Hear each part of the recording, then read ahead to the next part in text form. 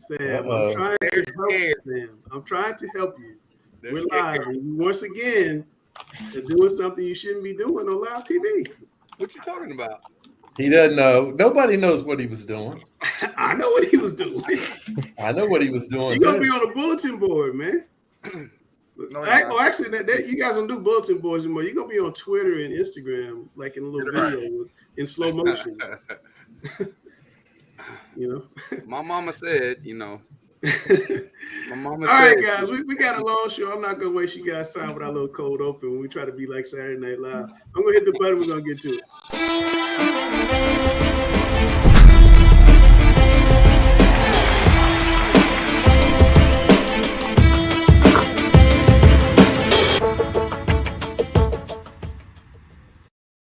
All right. Any big picture surprises from last week? Anybody on the panel? Anything that just stood out to you that surprised you last week?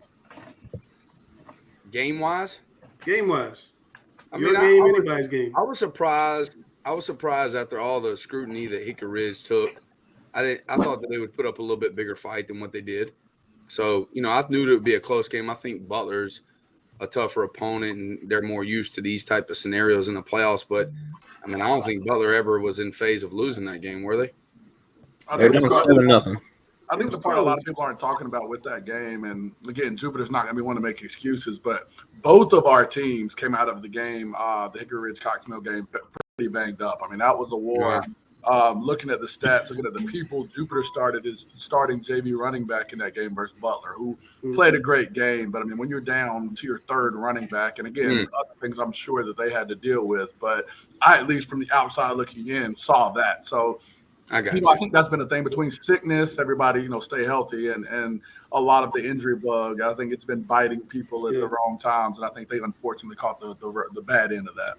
Yeah. Chris, anything for you that stood out around the state this last week that jumped out at you?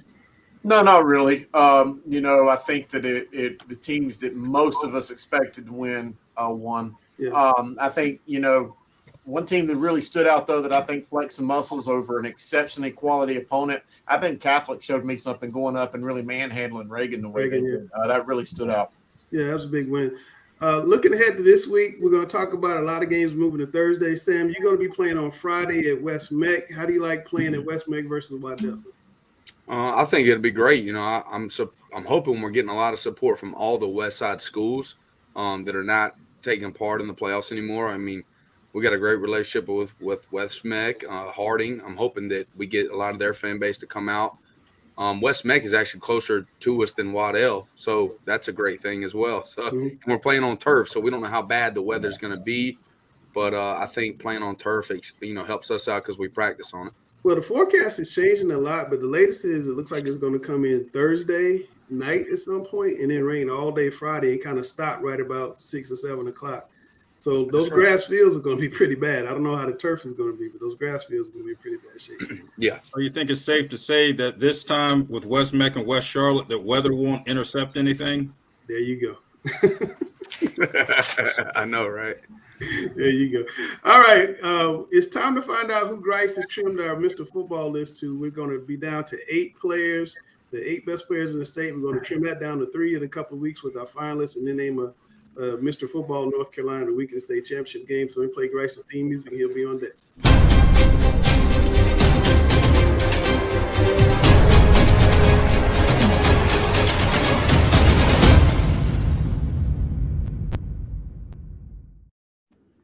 All right, guys, here are Mr. Football. I guess I'll call them semifinalists. So they're down to 8 before our big chop down to 3.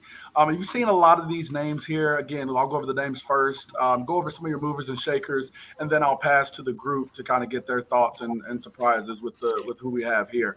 So we start here again. Jalen Alexander Rayner, we're still maintaining the top spot. He's been having an exceptional year so far. You got second here, Jaden Davis, actually Providence Day quarterback.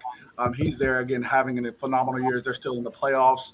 Mason Fortune for Millbrook, quarterback there again. He's been up here pretty much the entire year. Has a big game coming up this week that they're going to need 4 quarters of an excellent performance from him.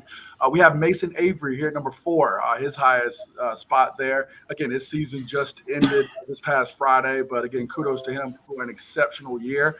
We have the Carolina commit here, Maiden's Chris Culliver at receiver at 5, followed directly by Nathan Leacock at Millbrook, the receiver there. Both of them have had incredible years. Again, with Mason Fortune there, his favorite target, that's received the lion's share of those yards Mason has accumulated. And 7 and 8, Folger Boaz has made a big jump there. The East Surge quarterback, again, the younger brother of Jefferson Boaz, that's now at the University of North Carolina, following in his brother's footsteps. And finally, at 8, we have Zarian Jackson Bass. I think it's the lead tackler for the Chambers defense and the anchor of that defensive line, really having an exceptional year. I think 1 or 2 in sacks total in the state, continuing to show that defensive prowess, and a big reason why Chambers is favored and is really good position in the playoffs. The big jump I've got to point out here is Jaden Davis at Providence Day.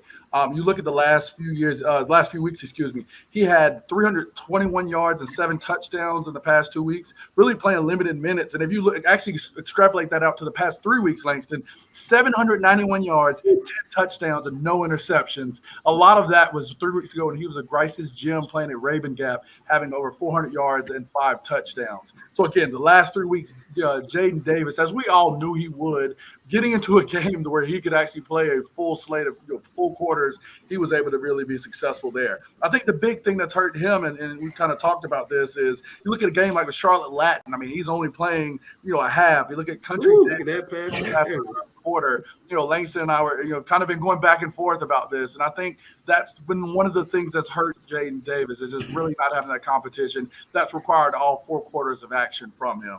I think another big guy, Mason Avery, made a big jump. You talk a couple of weeks of, a couple hundred yards, 8, 9, 10 tackle games, really vaulted him up there. He's one of the highest as far as yard totals for running backs in the state. Then you have to add almost 80 tackles on the defensive side. So again, one of the best two-way players that we have in this state. And then Folger Boaz as well. I mean, he's been a guy that really has jumped up high for us. You're talking 46 touchdowns, 4 interceptions with almost 3,000 yards, where it helps him as opposed to others outside of Jalen Rayner. He has almost 500 yards rushing and 5 touchdowns, really showing that he's a dual threat there. I'll turn it over to everybody, just get anybody's thoughts, some surprises. First, I'll start, Guru, with you. Get your thoughts.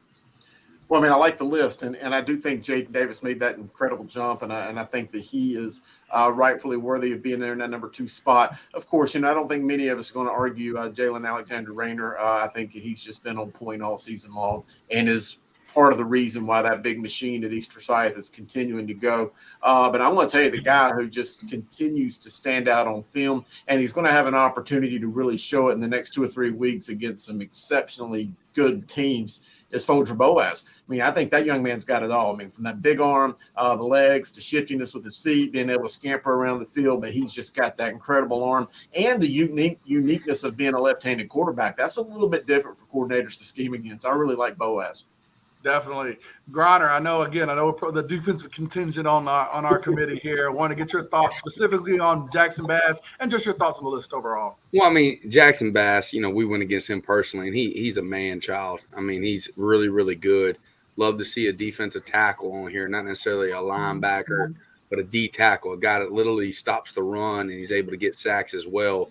I mean, the greatest player we see on defense in the longest time playing for the Rams, that's exactly what he is a D tackle. He's a game wrecker. This guy's doing that. My favorite right now is actually Mason Avery. I know his season's over with now, you said, but like the ice bucket guy. I mean, this is what high school football is all about, being able to play both sides of the ball. Imagine if he is well rested, how well his running back stats would be if he didn't have to play on the other side of the ball. But he's doing both, and he's still on this Mr. Football list. Really kudos to him. Jalen Alexander Rayner, we're really going to see these next couple of weeks what he's all about. And I think it's still his show to lose, but we're going to see in stiff competition, if he's able to sustain the type of production he's been able to do. Oh, I agree with you, Grinder, 100%. I mean, again, 2,500 yards through the air, 36 touchdowns to only 2 picks, 1,170 yards and 16 touchdowns running the ball. I mean, again, that's 52 touchdowns so far, and I think these next few weeks will definitely be critical.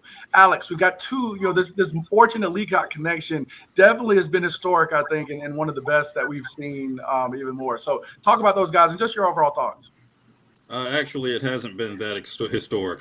Nathan Leacock is very good, but his numbers are no more of an impressive pace than what Wesley Grimes did last year. Like I said, he's been very good, and he is in the conversation, and I think will end up in the conversation with Wesley Grimes and, of course, with the likes of Bucky Brooks in Millbrook history. But no, this hasn't been particularly historic. And even more than that is, I mean, we could just move on and talk about games here, because we can just do a mic drop. This is Jalen Alexander Rayner's show. He has been that dominant this year, and there's nothing left to be proven in this. He's the best player in the state, possibly on the best team, and has created more separation from all these other candidates right here in terms of how he's used his individual abilities to take his team to a higher level. We can mail the award to him right now. It's over. That is a very audacious statement by Mr. Bass there, Alex Bass. Again, and to give people context, Nathan Leacock, and of course we know about Wesley Grimes, who was at Millbrook last year. Nathan Leacock is leading the state right now at this point with 62 receptions, 1,459 yards, and 23 touchdowns. So while it may not be historic, that is a very high yardage total and touchdown total for one receiver, for one in the state, Mr. Nathan Leacock. 25 fewer receptions than Mr. Grimes did last year, by the way. You said how many? I'm sorry. 25 fewer receptions than Mr. Grimes had last year. Still four more games to play, baby. They've still got a few more games, and if Mason keeps playing the way he is, that's about 4 or 5 more receptions per game, the ways that they're looking right now. They have a few more games to play. We'll talk about that later. We will talk about that later. Hey, Cam, I wanted to get to you, get your thoughts on the list. Yeah, one guy that's dropped significantly, even off this final 8, that has been towards the top of the list, and you probably explained the reason why when you were talking about Jaden Davis, how this guy's not really playing in late in the game, is Dalen Lee from Shelby. Definitely. No, you're absolutely right. And I mean, I think he's dropped. While he was, within the top 5 in passing yards in the state, he's down to 10. I mean, you talk about 2,600 yards with 39 touchdowns or 6 picks, where, you look at, again, that's Jalen Alexander Rayner has that in passing yards himself. To go with another 1,100 yards as well. You're looking at Jaden Davis right there at 3,000 yards. Mason Fortune well over the 3,000 yard mark as well. You're seeing that difference with, again, like we said, with him not playing a lot, that conference really hurting them, and then you're of course seeing that even in some of the bigger games that he hasn't had those totals to match. Still a phenomenal player, but again, Folger Boaz kind of made that switch and turned that light on just as Dalen Lee kind of tapered down. But again, Shelby, and we'll talk, as Alex keeps alluding to, we'll talk about them later as they've got a wonderful rematch as they get a chance to avenge a prior loss this year. Yeah, absolutely. Before we jump into Grice's Gems and find out who the state players of the year are, we talked about these Thursday games. There you see in 4A and 3A, and I think the list is actually updated since we made this. You can go to charlotteobserver.com after the show and get the updated list. But there's a lot of games that are being moved to Thursday. I know Sam is not going to Thursday, but there are a lot of games being moved to Thursday this week. Do you guys like that? In terms of being a coach, having to change your routine a little bit. Well, I think this week would be amazing because everybody's going to be out of school Friday, I think, right? That's a holiday for every school in North Carolina to what my standard is, Veterans Day, right? Yeah. So, it'd be great to play on a Thursday, and then you can enjoy a whole Friday off with your family and get a little extra film session on Saturday, lock in. I just think that playing on Thursday this week would be really, really cool. And I was ready to get it done, and but it has to have both parties willing to do it. And now Maiden is talking about playing Friday, but if the weather's bad, they're going to play Saturday. Now, Sam, how do you like playing on Saturday? And if you win, you got a little bit shorter week than the opponent. I absolutely hate Saturday games. Like I said, this is still high school football. We are, families first. You talking about faith family football. I think anytime you start, diving into a Saturday to play a football game, we're losing what matters most. And if you're not doing what you're supposed to be doing at home, especially my wife works retail. I'd be coaching that with a baby Bajorn on, and I would get it done. But we're playing on a Saturday, it'd be tough times. You call rock. They think you call one of your formations. Like, no, I'm talking Talk to my kid. All right, let's find out who Grice has picked as his player of the week. And Grice and Grind, actually, the G&G. Is it G&G? G&G, baby. We'll be right back.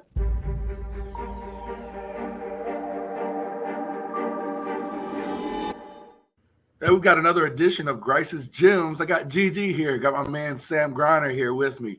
We culminated with week 11 of the regular season. The last week had some big-time performances in some big-time spots as we get ready to get into our second season, the playoff edition. So without further ado, let's get into it. First, we're going to go to Greensboro, to Andrew Atmore out of Dudley. The junior quarterback in a 51-13 win over Eastern Guilford was 19 of 27 passing for 290 yards and 6 touchdowns. Also had 2 two-point conversion runs. You know, Coach Antonio Hall, the offensive coordinator, definitely wants a field general here, and I think Atmore is this. Griner, talk about what you see here. Well, the guy that gives his athletes a great chance at making plays. He puts it in a position where they only can make the play. If there's a taller receiver, he's throwing the ball up in the air, they're going to get it. He knows his team well, and you can see the evidence of this throughout the end part of the season. Beginning part of the season, they didn't quite know what to do necessarily. Now you're seeing them hitting their stride come playoff time. You know, that's kudos to their OC, quarterback understanding what his athletes can do, and they're going to be a tough out in the playoffs, no doubt. Oh, definitely. Big-time stuff here.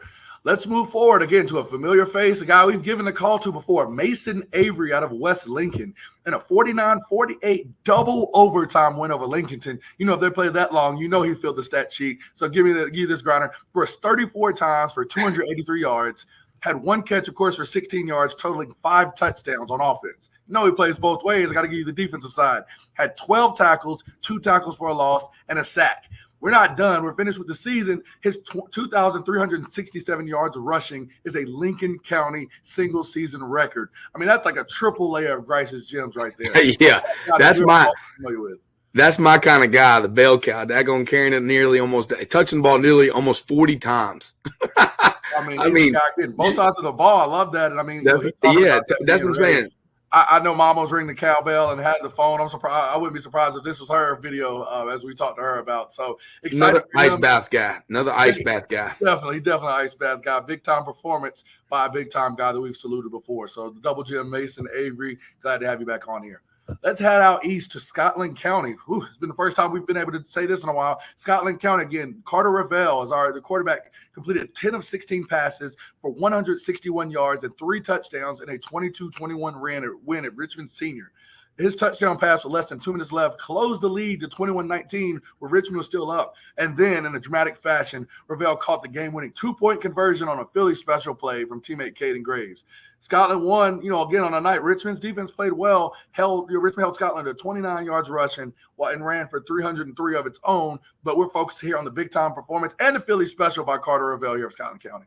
Well, you say it's not a rival game until you can win one, and we saw that this past week for a few teams, and this is one of them.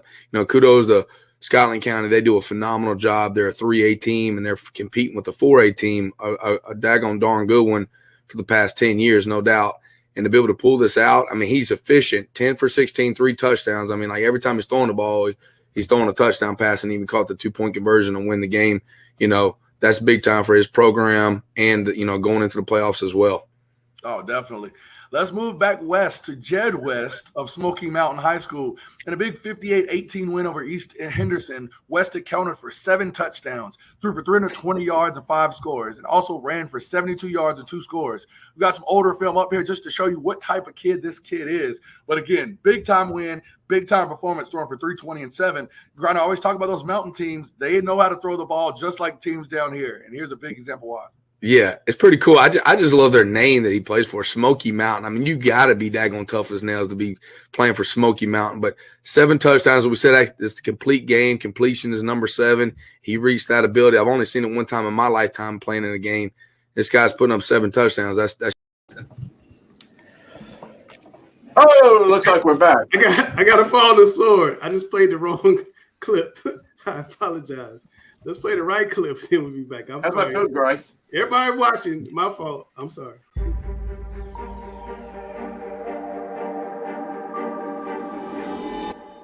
Hey, we've got another edition of Grice's Gems. We got GG in the building, Coach Grice, Coach Griner. Again, this was round 1 of the playoffs. So all of the guys we had did and made big-time performances to help their team go to round 2.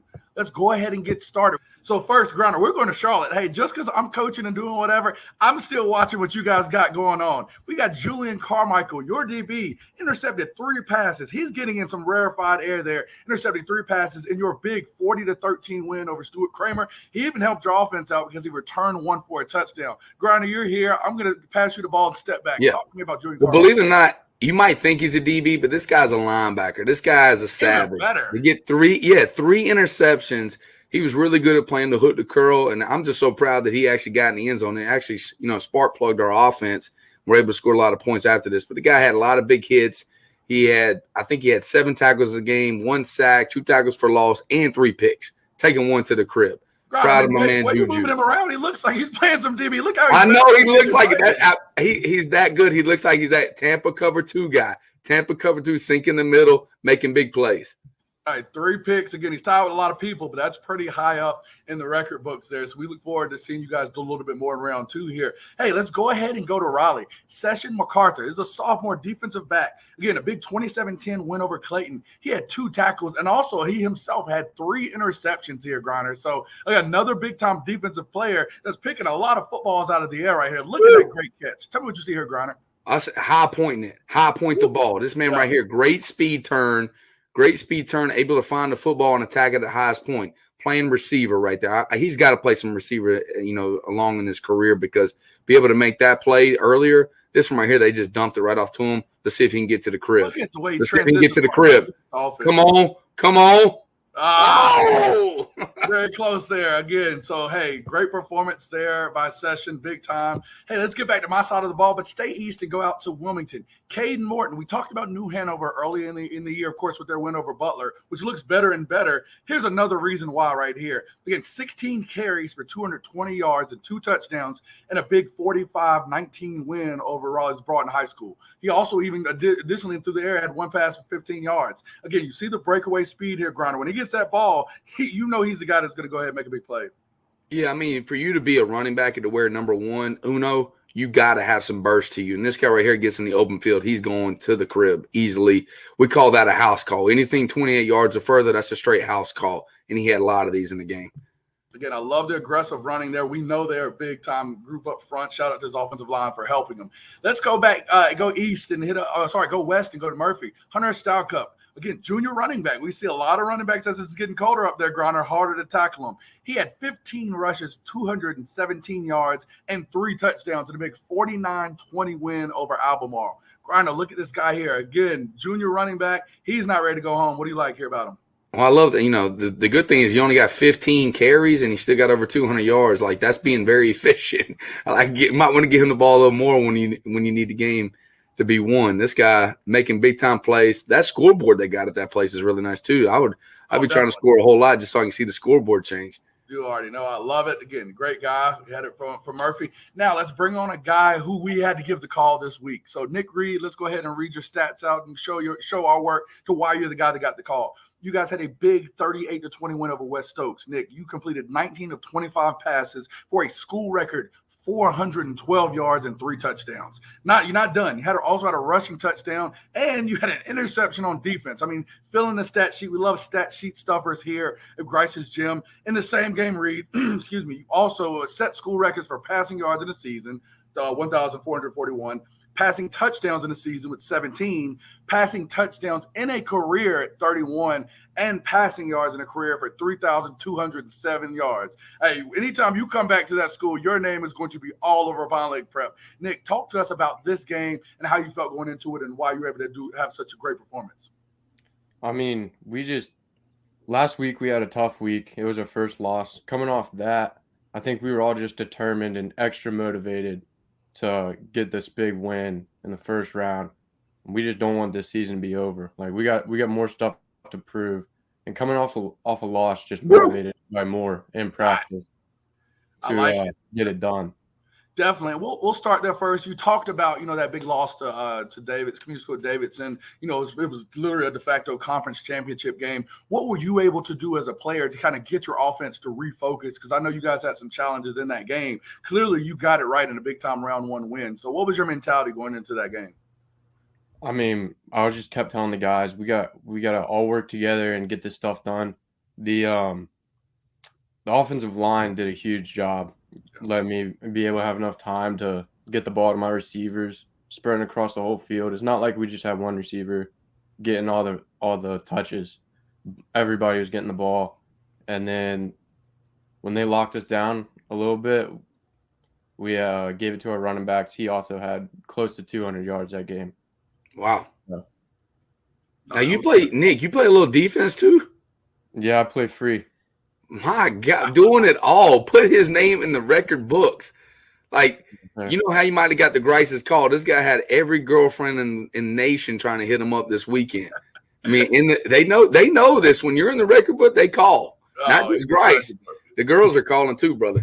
Again, hey, Nick, we're glad to have you on. Big-time record-breaking performances for just this game and as well across the season. So salute to you, Nick. Well, hopefully you keep balling. We might have to give you another call. Thanks for coming on. Thank you, Coach. All right, guys, if there's you feel like you've had a great big-time performance, and granted, they all matter now. These are all playoff big-time level performances. Please reach out to us. Reach out at Observer Preps, at Langston Works Jr. Reach out to me at Coach J. Grice, all on Twitter. Let us know, again, if you have a big-time performance. As we're getting to these playoff big-time games, these performances are only mattering in the situation of winning or going home. But as we always say here with GG, Grice's Gems, Grice and Griner, if you ball, Griner, what? We're going to get the call.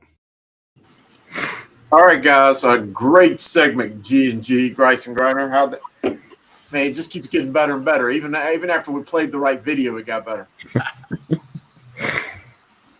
All right, man. Hey, I think it's time for us to break down some private school football action this week. We got an incredible slate of games. The North Carolina Independent School Activity Association. We're going to look first at the Division II, High Point Christian, 5-6, traveling up to Asheville School, 6-3, Trinity Christian, 6-4. They're going up to play Covenant Day. Alex, I'll start with you. I know that you're infinitely familiar with this brand of football. What's your take on these two big games? Well, the big thing will be for Charlotte Christian against Raven Gap, which really is the only Division I game worth discussing.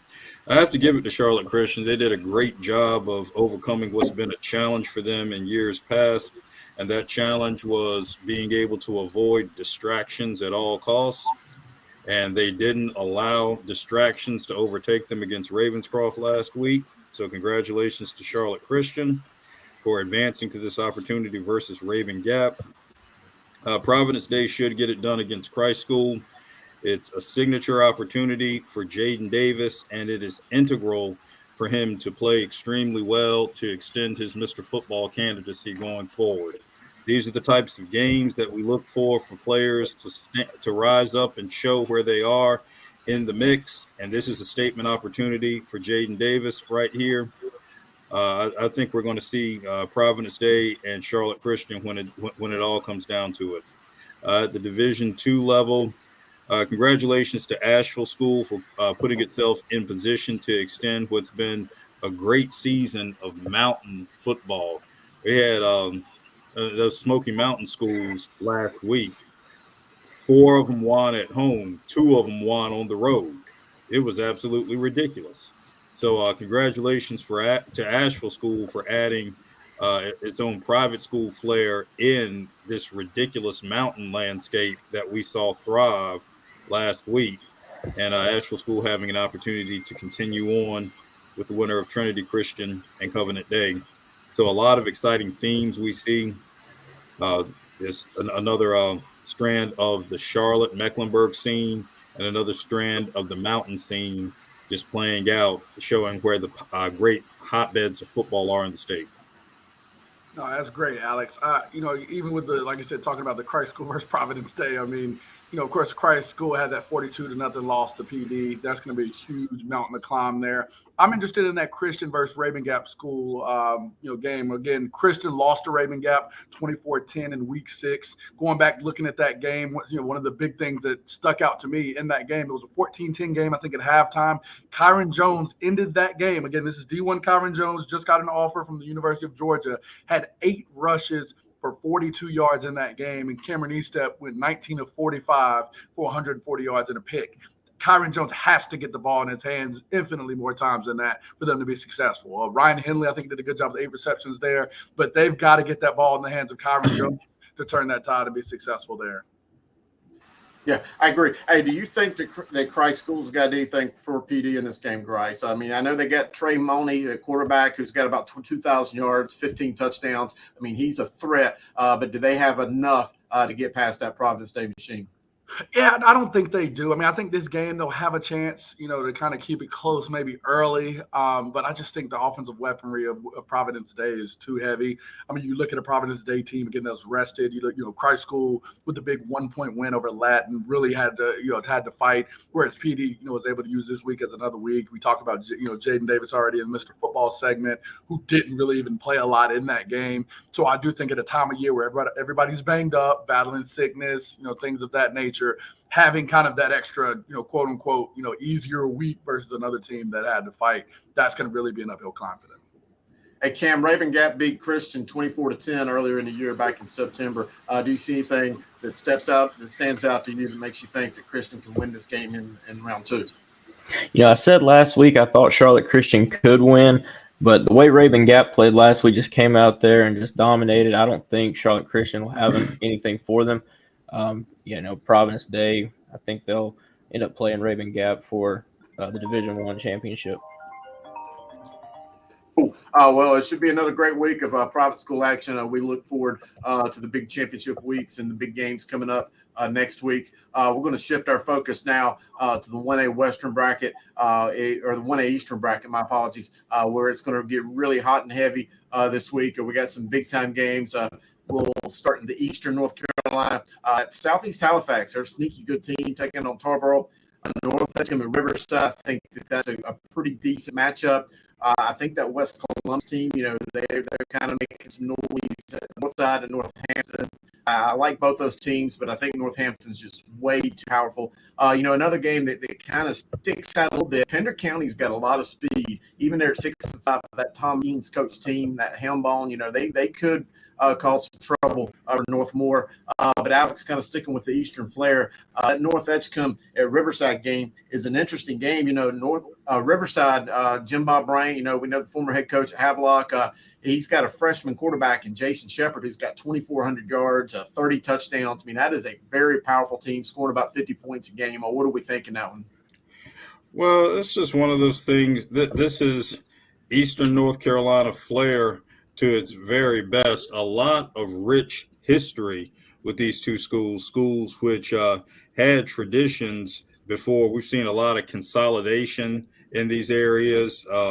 So we're talking North Edgecombe back to its championship days of the 90s with Raymond Cobbins, Quanah Dickens, or Riverside back in its preceding days with Roanoke and Williamston, that whole area right there.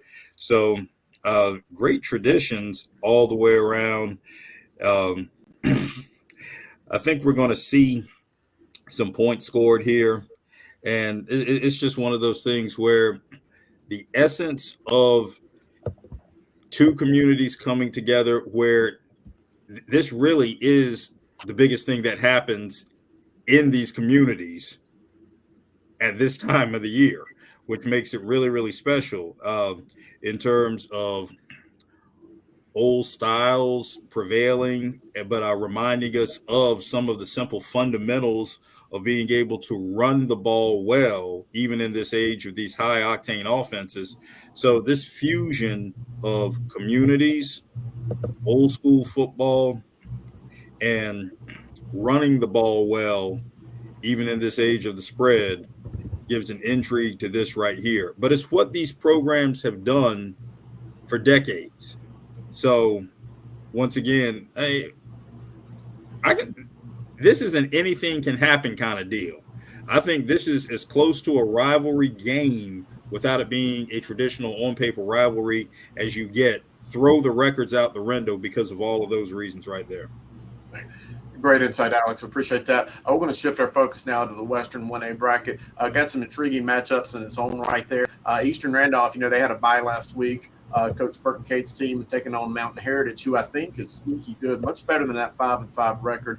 Cherokee had the big win over Starmount last week. They're going to take on Robbinsville. We know Cutler Adams. We know how strong that team is. You get those big Smoky Mountain Conference foes going at each other. Hayesville, I think, is a tough second-round draw for Christ the King. That's a game that I'd be a little wary of. I think Hayesville, again, every team in that Smoky Mountain Conference just about is a tough team. North Rowan's going to be athletic. Don't know if they got enough for Mount Airy. Swain and Thomasville, you talk about two of the traditional powers in the history of North Carolina, East Wilkes, Murphy. But Dale, I'm going to shift our focus to a game that I think is probably the best game this week in 1A is Mitchell County at Drone. Travis Pittman's Mitchell team's 8-3. They started the season really slow, but I think that they are a team poised to beat this Drone team. I don't know. I'll give it up to you. What do you think? Well, they played earlier. Drone won 56-21. And as I look the two teams over, I just see a strong defense for Drone. I see a balanced offense for Drone. Both of those formulas look good for winning a football game. It's hard to beat a good team twice, and Mitchell is certainly a good team. But I just tend to think that there might be a little bit more strength there on the Drone side of the ball. I don't disagree, and Coach Chris Powell does have an exceptional season there, Drone. You don't get 10-1 by accident. So it's going to be an uphill battle. Grice, I know that you like to talk about my affinity for Western football. Especially you get that Smoky Mountain Conference. You get the Robbinsville Cherokee matchup. We've saw a lot of Cutler Adams over the years. Any of these games stand out to you? Yeah, I think Cherokee again with the big upset there. We know Cherokee lost to Robbinsville 30-13 in week 7, but I think Boyd off that big victory last week. Coming into this game again, a familiar opponent. I just went through that on the other end from a coaching standpoint this past week myself. Expect that second game to be a lot closer, and I think they're going to really sell out and try to stop Cutler Adams. So I think that's kind of one of those games I've got highlighted. Swain County, anytime you see that split back veer, you have that night where you just can't stop them, and they want to go like a Wendy's value meal, 4-4-4. They want to do that, and they're successful with it. They're always going to be a tough out. Yeah, dive, pitch, counter, sweep. It's like Novocaine. Just keep running that all night. Eventually you just keep reading that 6 technique, and one of these days he's going to squeeze in, and you take advantage of it. Yes, sir. You know it. All right, buddy. Hey, we're going to, before we shift our focus to the 2A, and we've got an exceptional group of games, let's take a look at the 1A rankings this week following the first round of the playoffs. So there you see it. Really not many surprises. Tarboro number 1. Andrews right there on their tail. I've looked at this Andrews team on film. I had to take a second and a third look at that Andrews team. That is an exceptional bunch of football players. I think that I've probably potentially undervalued them throughout the year, but I think that they're just a really good team. Eastern Randolph, again, Burton Cates coming off an open week. I really like their chances this week to continue their run. Mount Airy, they got that tough game against North Rowan. It's going to be good against good in that game, but Mount Airy still right there looking good. Northmore, Drone, we talked about them. Murphy, Robbinsville, they're still kind of right there in the mix. I would not count out either of these two teams. And Northampton County, again, Coach George Previtt's team, really looking good. And that's kind of a who's list, but you've got some teams kind of in the weeds looking to get up there and make some noise in the 1A. Alex talked about Riverside, Martin, West Columbus kind of hanging out down there. There's still some good teams floating around out there in the eastern part of the state that could probably work their way in it. But enough of the 1A. Let's shift our focus now to the 2A. We'll look at the rankings first. Burns right there. Got that big rematch this week with Shelby. East Surrey, I talked about Folger Boaz just a second ago. That's a team that is going to have an opportunity to really flex some muscle, I think, here in the coming weeks. I really like that group a lot. Monroe, Reidsville, East Duplin, again, a who's who list. I really like this East Duplin team. And Avery Gabby, the quarterback right there, he has just been solid all year long. Chase, of course, we know a lot about them. Maiden, Wallace Rose Hill, Shelby sneaking back into it after the win over Forest Hills, Princeton. Before and let's just go ahead and go on to the eastern side of the state. We're going to go straight into the 2A Eastern bracket breakdown as soon as we get the graphic up here. There we go. We'll start in the East, Alex. Trask, 8-3. That's a very good-looking Trask team. the remarkable turnaround. Trask about 4 years ago may have been the worst team I've seen in 2A, and to see where they've come in such short order, I mean, I'm really proud of that community and happy for the Rocky Point community down there off I-40 outside of Wilmington, Midway at Cummings, Wallace Rose Hill and Northeastern. You know, we've had our good friend Antonio Moore, friend of the show, on before. You know, they've had a quiet season, and the fact that Northeastern is really quiet would worry me. I would be worried if I was Wallace Rose Hill going up to take on them. Green Central, you know, having a Cinderella year at Nash Central, Holmes at Whiteville, Hertford County at West Craven. That West Craven team is really dangerous. I've really looked at them. South Granville at Clinton. Don't really know what to think about that one because South Granville is really good at 6-5. But I don't think Clinton's going to have a problem with them. James Keenan at Duplin, East Duplin, and we'll start with that with Alex. James Keenan at East Duplin. That was a 21-14 game back in October. I think that this is the cream of the crop in 2A East this week. Absolutely 100+%. This is the game of the week in the 2A East. You want to talk about just oozing championship tradition and legacy all the way through East Duplin. Everybody remember, well, we don't have to remember the name. We know the name, Battle Holly. What else can we say? Yes, the son of Jack Holly, was just ingrained in Duplin County. Jack Holly, obviously very, very successful at Wallace Rose Hill for many, many years. These Duplin County matchups, and we're going to talk about another one in 3A. We got an Alamance County battle. So, I mean, some of these rematches that we're seeing this week in the second round, intra-conference, intra-county rematches, just oozing with championship histories. And once again, that community dynamic we just talked about with Riverside out of Martin County and North Edgecombe. I mean, for all the surprises we didn't have last week, the tradition oozing intra-county, intra-conference rematches we have this week just take it to another level. This James Keenan East Duplin, this is old school tradition right here. They're going to play old school football. They're both going to run the ball really, really well, and the communities are going to come out. And that's what makes this special. And we could see a 3-point decision on this one. It's got the makings for it all, but this is the cream of the crop in the 2A. I mean, no conversation about it, easily. All right, let's look at the 2A West, and I think there's some really intriguing matchups that we could probably spend an hour on. 2A is kind of that mini fight club to where you just got so many really good teams. Providence Grove at Reedsville, I don't see any issue for Reedsville there moving on. But that second game between Robinson and Chase, I think that one could be a down-to-the-wire kind of game. Mount Pleasant at Maiden and Bunker Hill at Community School of Davidson. That's two games that really intrigue me because I could see Mount Pleasant and or Community School of Davidson upsetting either of these teams, especially if you get a Bunker Hill team. That was a very close game between them and Maiden a few weeks ago. You get those two teams looking for a rematch next week, and if they don't watch out, they could trip up on either of those two teams because Mount Pleasant, Community School of Davidson, we've seen a lot of them this year. Shelby at Burns, we'll get into that one in a second. Pine Lake at Salisbury. I'm not so sure that I don't think Pine Lake Prep could be favored in that game. I think that they're going to give the Salisbury Hornets all they can handle and then some. And I wouldn't be shocked if they went up there to Ludwig Stadium and won that game. Monroe, I think they're a solid team, although Lincolnton's getting better. And Hendersonville, they were failed attempt at a 2-point conversion 3 years ago from going to the state championship game. That's going to be a tough matchup right there for East Surrey. I know we've gave all the praises to Folger Boaz. I mean, he's really good. And before I get to Dale to talk Burns and Shelby, Grice, I'll just throw it out to you. Any of these teams kind of, is there any credence to maybe a Maiden and Mount Pleasant or a Bunker Hill Community School of Davidson maybe look not looking at those opponents looking to next week?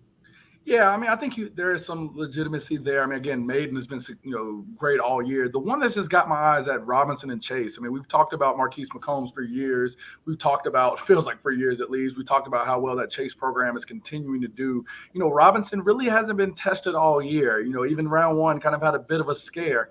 So I think this game's really going to kind of be a good litmus test to see if they are ready to attack and be at the upper echelon of that 2A division here in the West.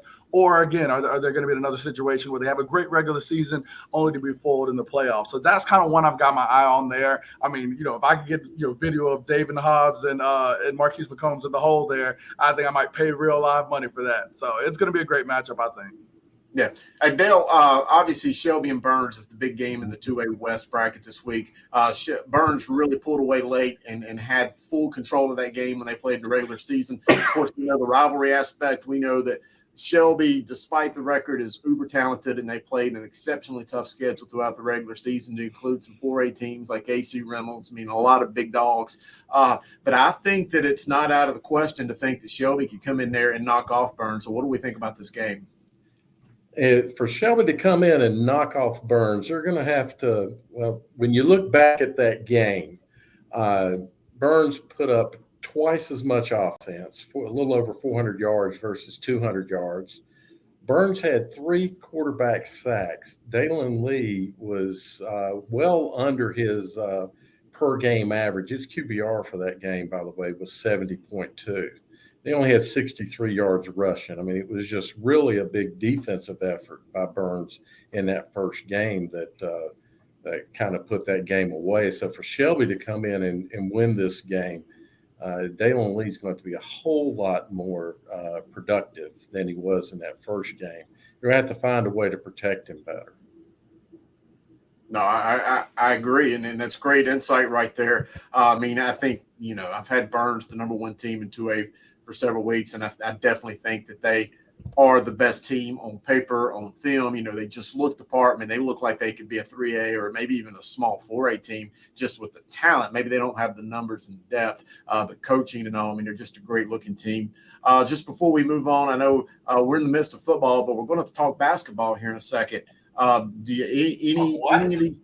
I know. What you say, girl?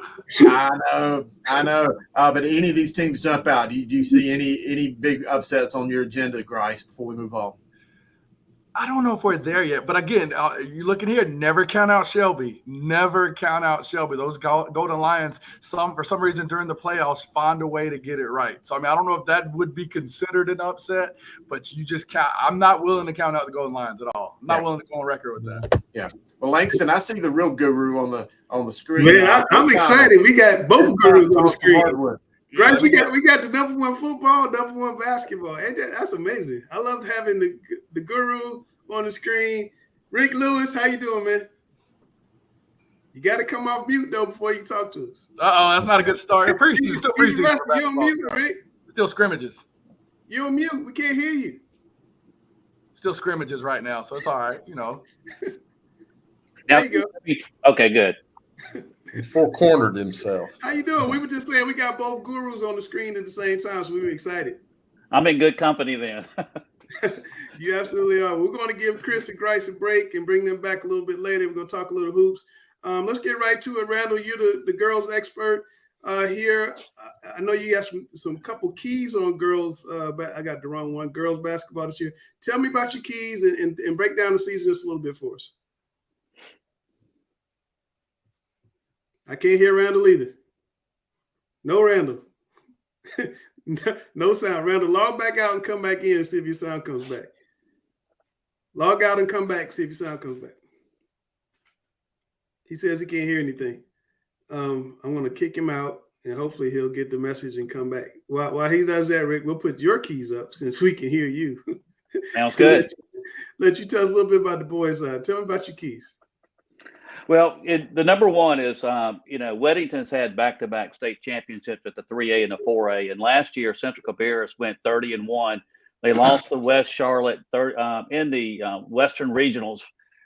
They're one of the most unique and really unorthodox teams that you'll see out there. On paper, you wouldn't really consider them, but you'll have to put Central Bears in the conversation as one of the best teams in the state, and that will include Myers Park and Carmel Christian. A lot of people are going to question that, but the thing about it is the thing that Central Bears, coached by Jim Baker, he has his entire starting lineup coming back. They won by 45 points as an average last year.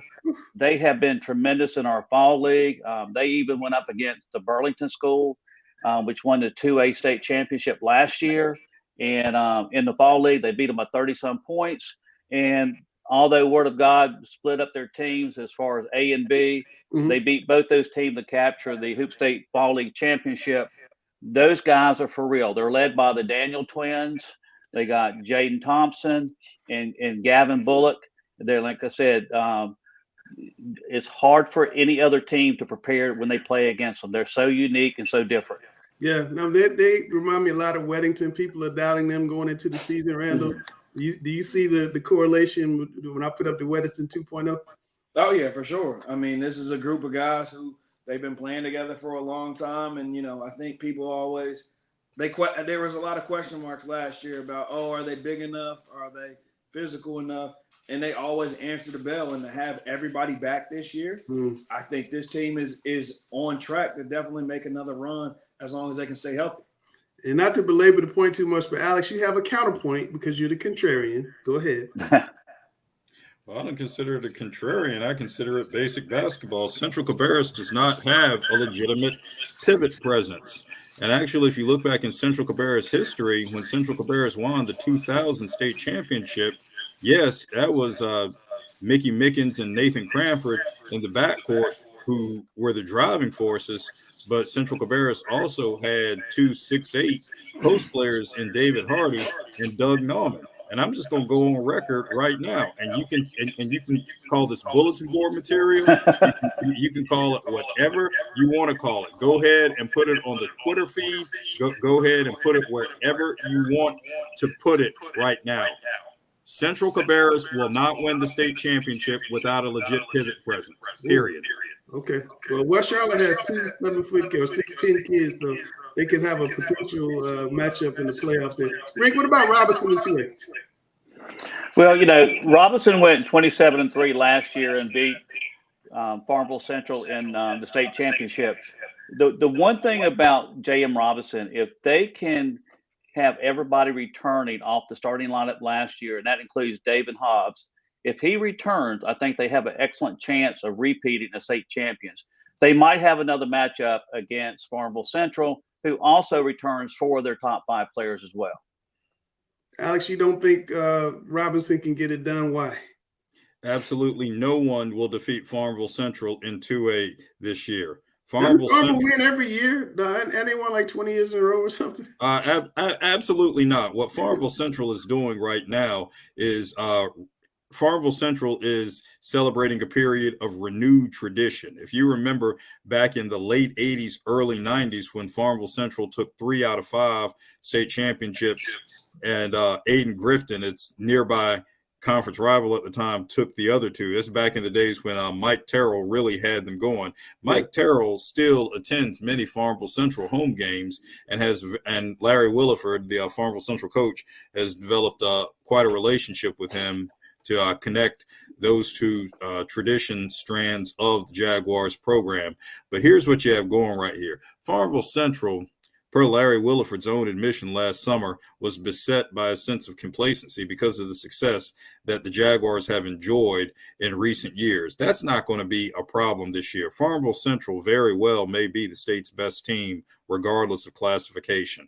I'll go on record as saying that right now. I'm going to go. Considering that team from Myers Park is top 30 in most national polls.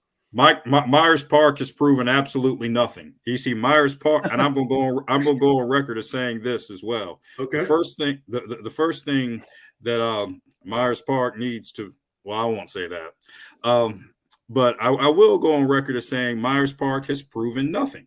I mean, people are trying to put this Myers Park team or treat this Myers Park team as being in the same realm of 04-05 North Mecklenburg, and we won't even mention 98-99 West Charlotte. those teams had proven some things. Myers Park has proven absolutely nothing. But no, I will go on record and say right now that until Myers Park proves something, not that they can't, but they haven't proven it yet, Myers Park doesn't have the track record that Farmville Central has. Farmville Central very well could be the best team independent of classification in the state of North Carolina. That's a major statement. Well, Rick, your last point real quick, Myers Park, Carmel Christian, is that going to be the game of the year? And Cam, you can follow. I believe it is, because when you look at Myers Park, I think they are without question the best team in the state in the public school.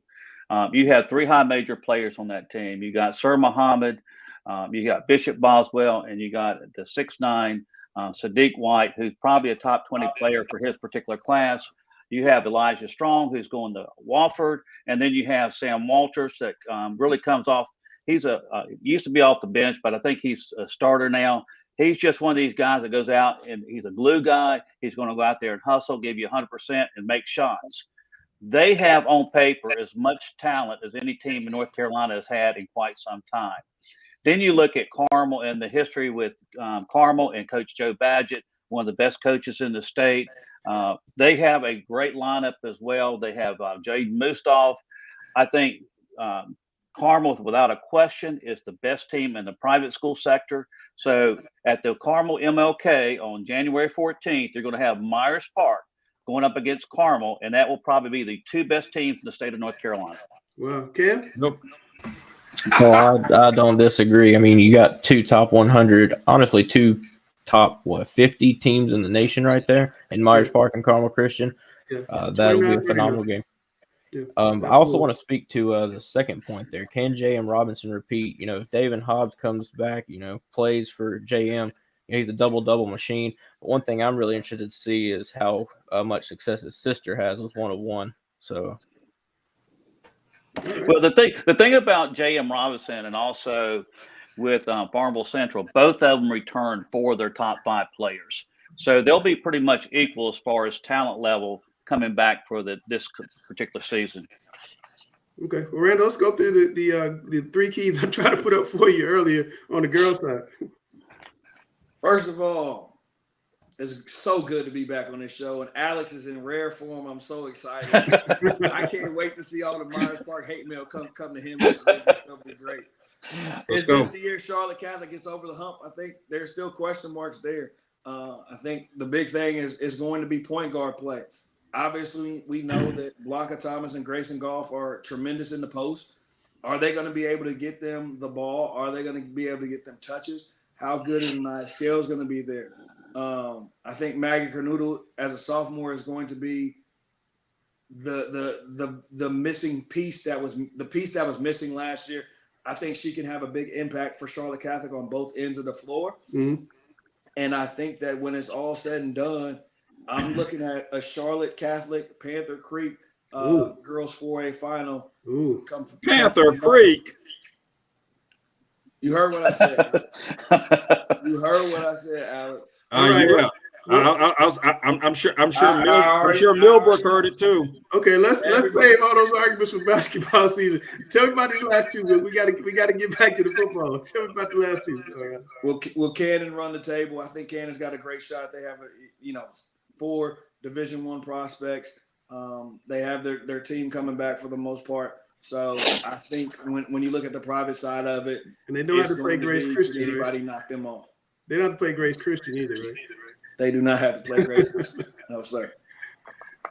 Can Myers Park win boys and girls when Mia Zaris comes back?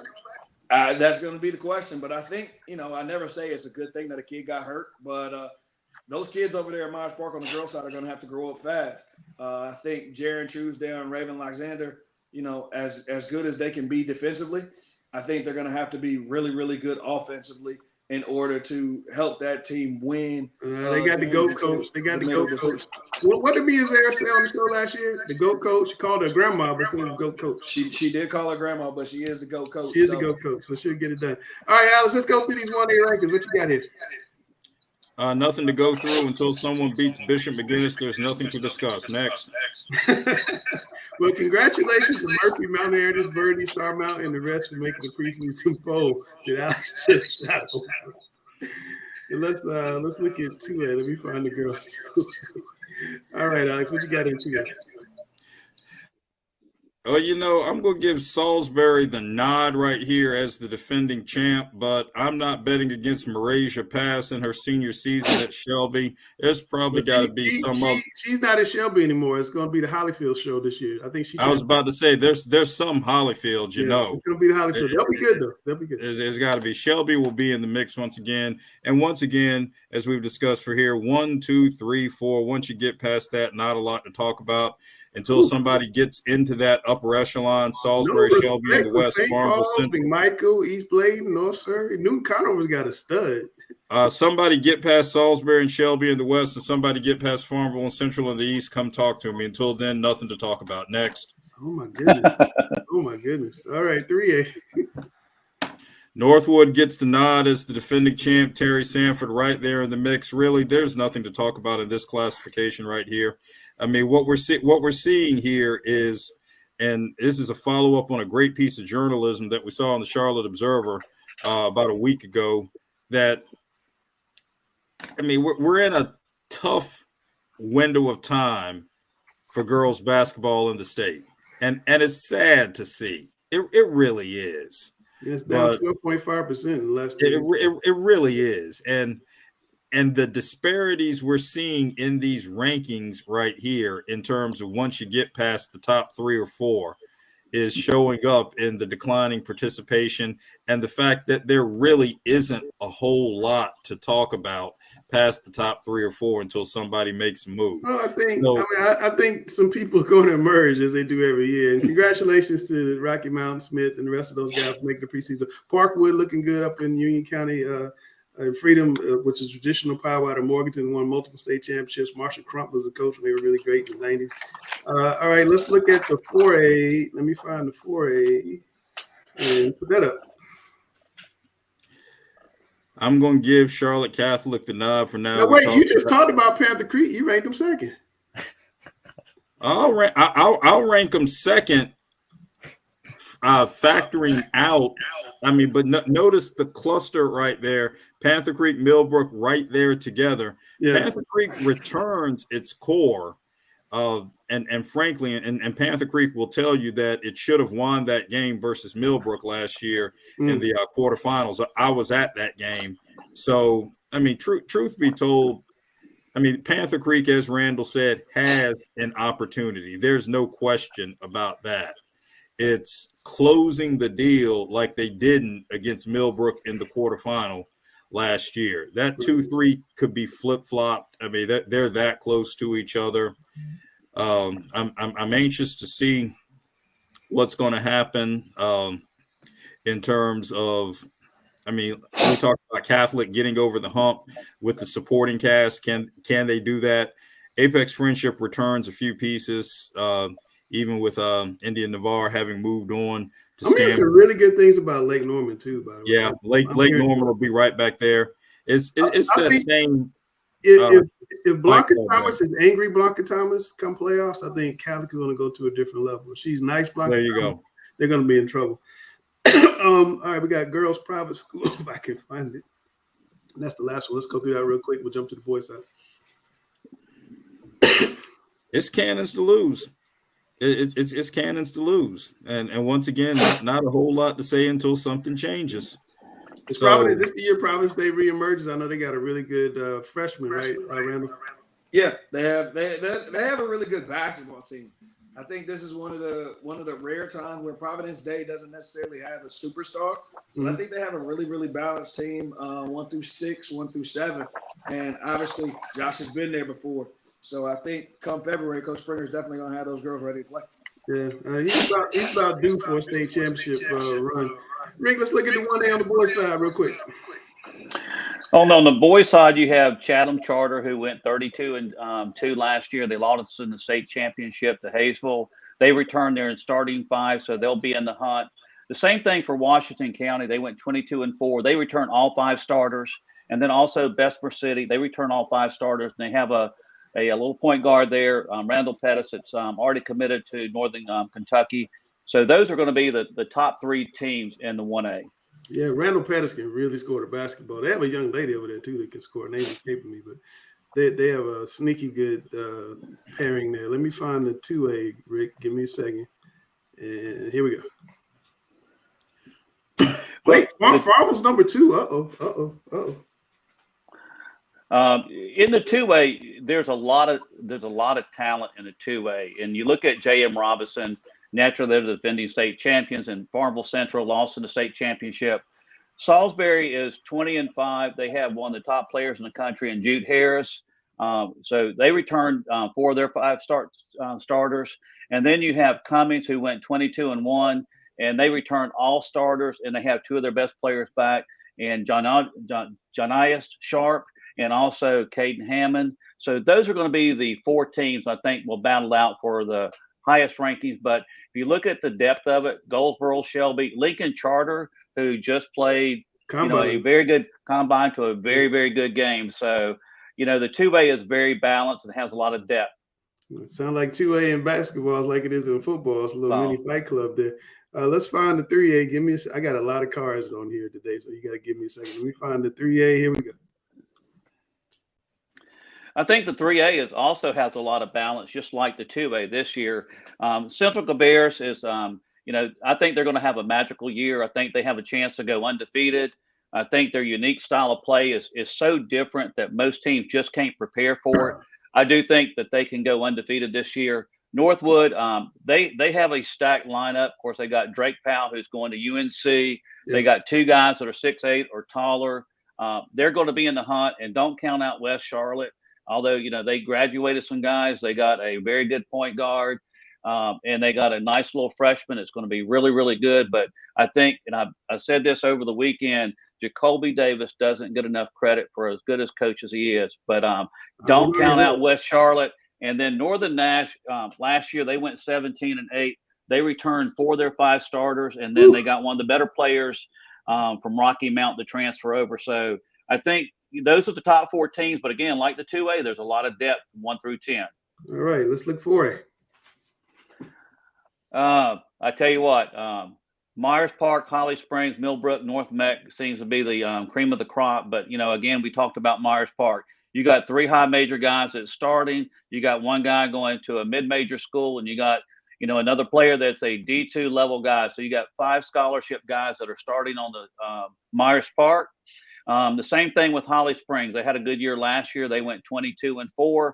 They returned all 5 starters, and they got a lot of balance. Those kids have been playing together for a long time in AAU and also at the high school level.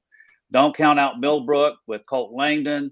And then, of course, North Meck has Isaiah Evans, and they have a freshman by the name of Ashton Pierce, who's going to be really, really good. Yeah. I think those are the top 4. But, my sneaker team is like, for example, Chambers. Everybody might be, poo-pooing on Chambers a little bit. But, I've seen them play in the fall league. And the good thing about Chambers is they play hard. They play together. Mario Hansen's really, really good. And Nick Dorn. I think they have a chance to surprise a lot of people this year as well. Yeah, North Meck added Braylon Thomas, I heard today. So that's going to really improve their prospects. He's a major college, borderline major college recruit, a 6'5", can really play. Just another great wing player to play with the Vikings. All right, let's look at the private school. And I got that. Here we go.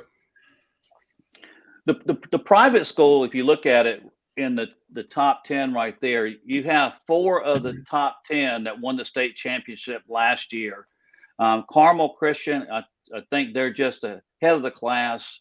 They got a lot of talent. They got a lot of depth. They got an excellent coach. Then Providence Day, you got Greensboro Day. Concord Academy won the state championship at the 3A. United Faith won the state championship at the 1A. And Burlington School won the state championship at the 2A.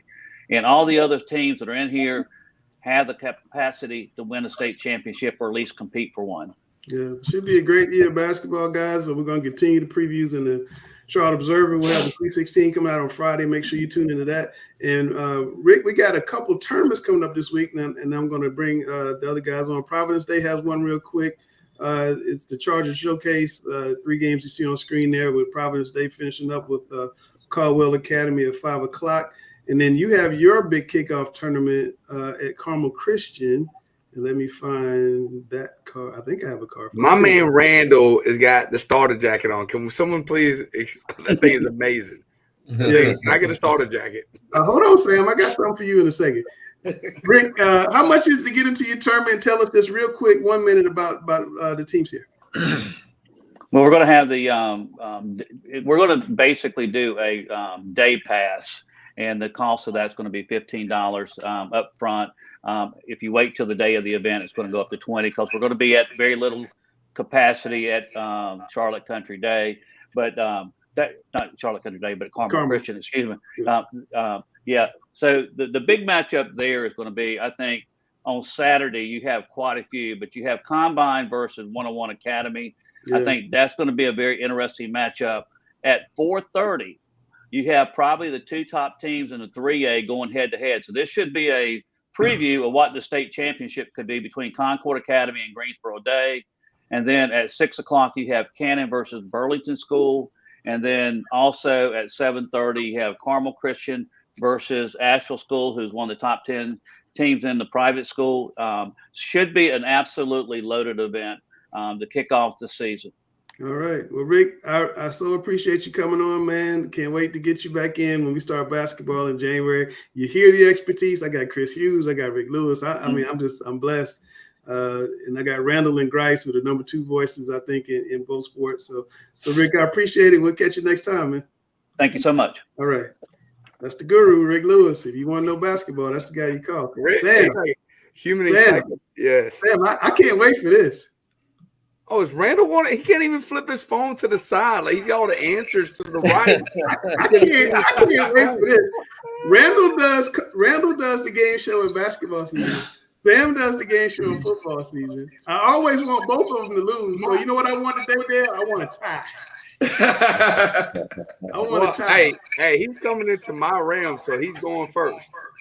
Oh, I am contractually obligated to play Sam's little theme music, Randall. So does he even have theme music? Does he even have theme music? I'm not MJ, just Coach Griner, but I'm the GOAT of the game show.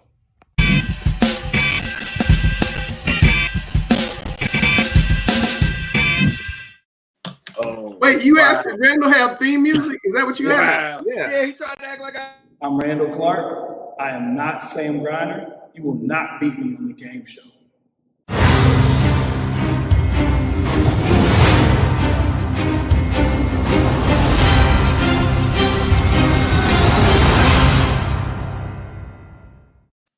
That might be better theme music.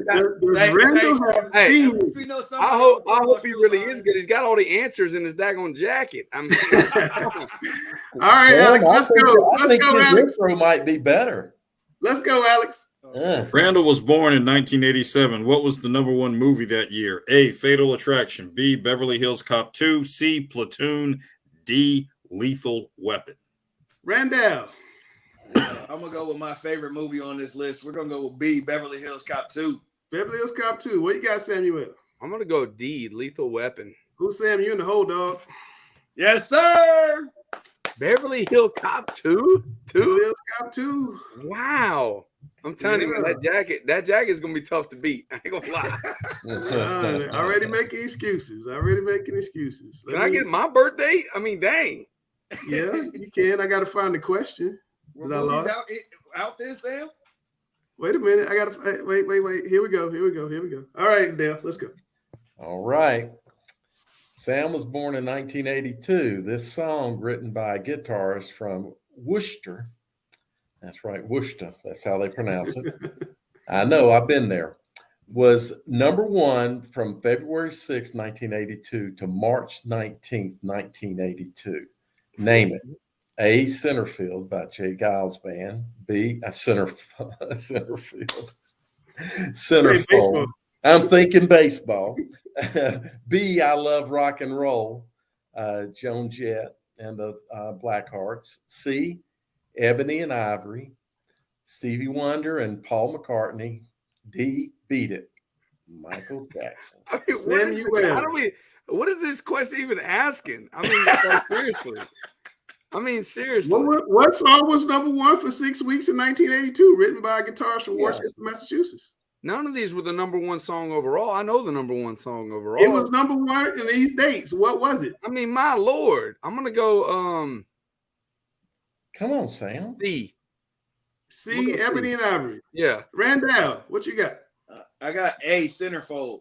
My love runs cold. My memories have just been told. Sam, you down 2-0. Well, I mean, I sure hope so. Dadgummit. Like, what is? What do you mean you hope so? Randall wasn't even born then. Exactly. I wasn't even born. Hey, listen. He's got the answers in the jacket.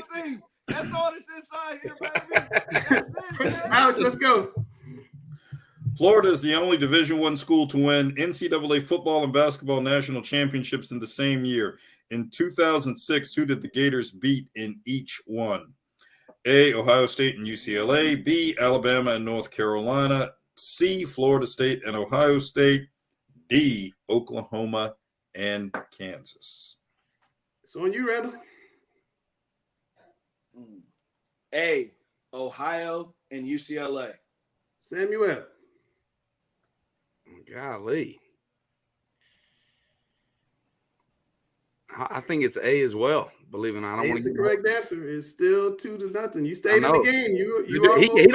He gonna get no questions wrong. I'm done though. Every answer in the jacket. He's 3 for 3. Every answer in the jacket. I'm You done got though. the answers in the jacket. Let's go, Dale. Wow. Okay. So that was basketball. Here's the football. Here's football. question. That's right. Which one of these players is not a top 10 all-time NFL passer in terms of yards? These are all good names. Big Ben, A. Phillip Rivers, B. John Elway, C. Or D, Aaron Rodgers. Rodgers. What you got, Sam? I'm gonna go C again. Elway. What you got, Randall? I'm going to go B, Phillip Rivers. It is John Elway, 51,475 yards. He's number 12. Eli Manning, number 10. I'm just hoping he didn't four-quarter me there. All right. So we have reached the last question. I'm pulling for a tie. So, Sam, I actually have to do something I never do on the game show. I have to pull for you. Pull for me. I know.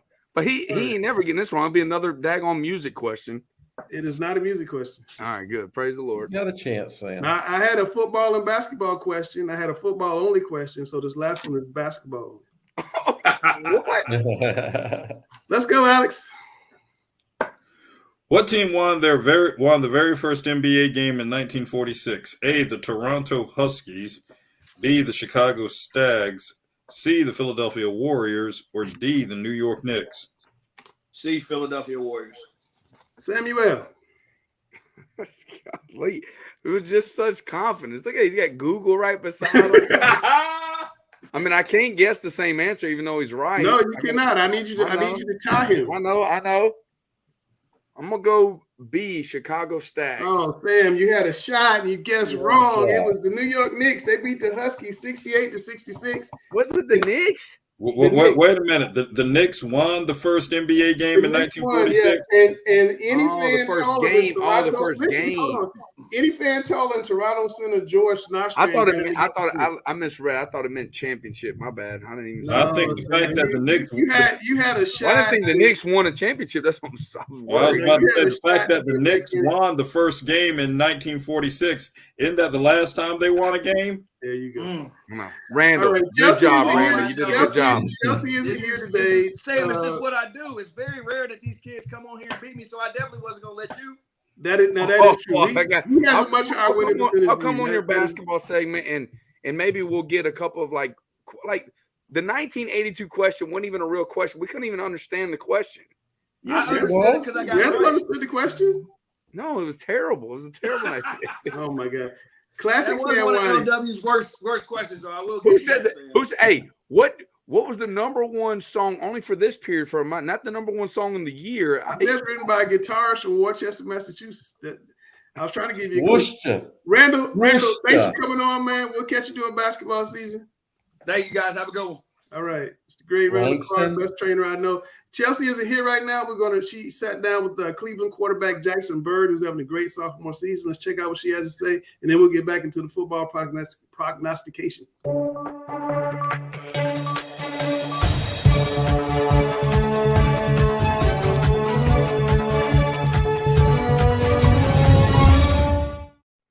So this week on Chelsea's World, I'm interviewing class of 2025 Jackson Bird from Cleveland High School. and Cleveland is 7-0 in the conference, 10-0 undefeated overall. So Jackson, can you kind of tell us what were some of the keys to success of just being undefeated this season? I mean, it really all started back in the spring when the players and coaches bought into the main goal, which at first was to win the conference championship and then make a good playoff run. We really put in our work in the weight room and on the field to be the best team we could possibly be. Absolutely. And Jackson, your class of 2025, you're only a sophomore and you played last year on varsity. Kind of compare your growth from being a freshman on varsity to today. I feel like I made a lot of growth. I've gotten bigger, faster, working with my speed trainer. I learned the game better as a quarterback. I learned how to read coverages, know where the ball needs to be in certain defenses, learn the timing of the routes and different stuff. Also, I feel like I learned to become a better leader, really lead my team to the right direction. Absolutely. And Jackson, you've had really a stat-packed season. Talk about some of your achievements and what were your goals achieved this season? At the beginning of the season, I set some goals to throw over 2,000 passing yards and rush for over 500 yards. To help this goal, really, back in the summer, me and my receivers would go to the field like 3 or 4 times a week, really building that chemistry and so it can transfer to the field. Also working with my quarterback coach, he really helped me with my mechanics, learning the game better with my timing, footwork, stuff like that. Yeah. Absolutely. And Jackson, you've got 2 more years of high school and playoffs ahead of you. Talk about some of your long-term goals for yourself and the team. My long-term goals at Cleveland High School is to break the all-time passing record. It's really something I really want to do. Continue to win more conference championships and eventually lead my team to a state championship. My very long-term goal is to play at a D1 Power 5 school. Absolutely. That's awesome. And Jackson, you're a really incredible athlete. Talk about what really separates you on the field and even off the field. Yeah, I feel like I'm a very versatile athlete, quarterback. I can run and throw when you need me to. I'm a playmaker with the ball in my hands. I'm going to make something happen.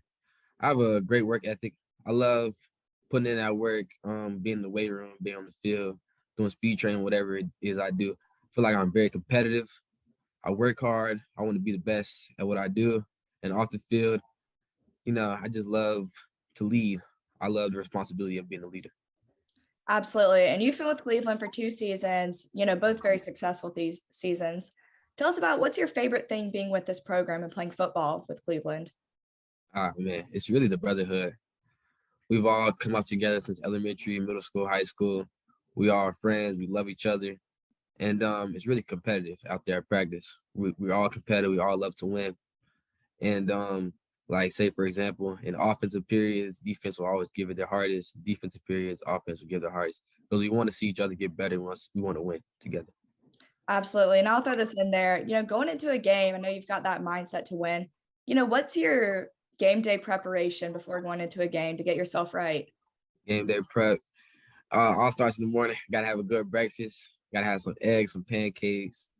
I like to drink water throughout the day. I have a Pedialyte every game day. And really all about the music, honestly. Music locks me in throughout the day. And I always got to have a Bang energy drink. Do you have a favorite game day song? Favorite game day song? I'm going to give that. Ooh, that gets me really going. Makes me motivated. All of the Lights, Kanye West, gets me really motivated. That's a good one. Yeah. Well, Jackson, thank you so much for hopping on and best of luck this playoffs. Thank you. Thank you. Appreciate it.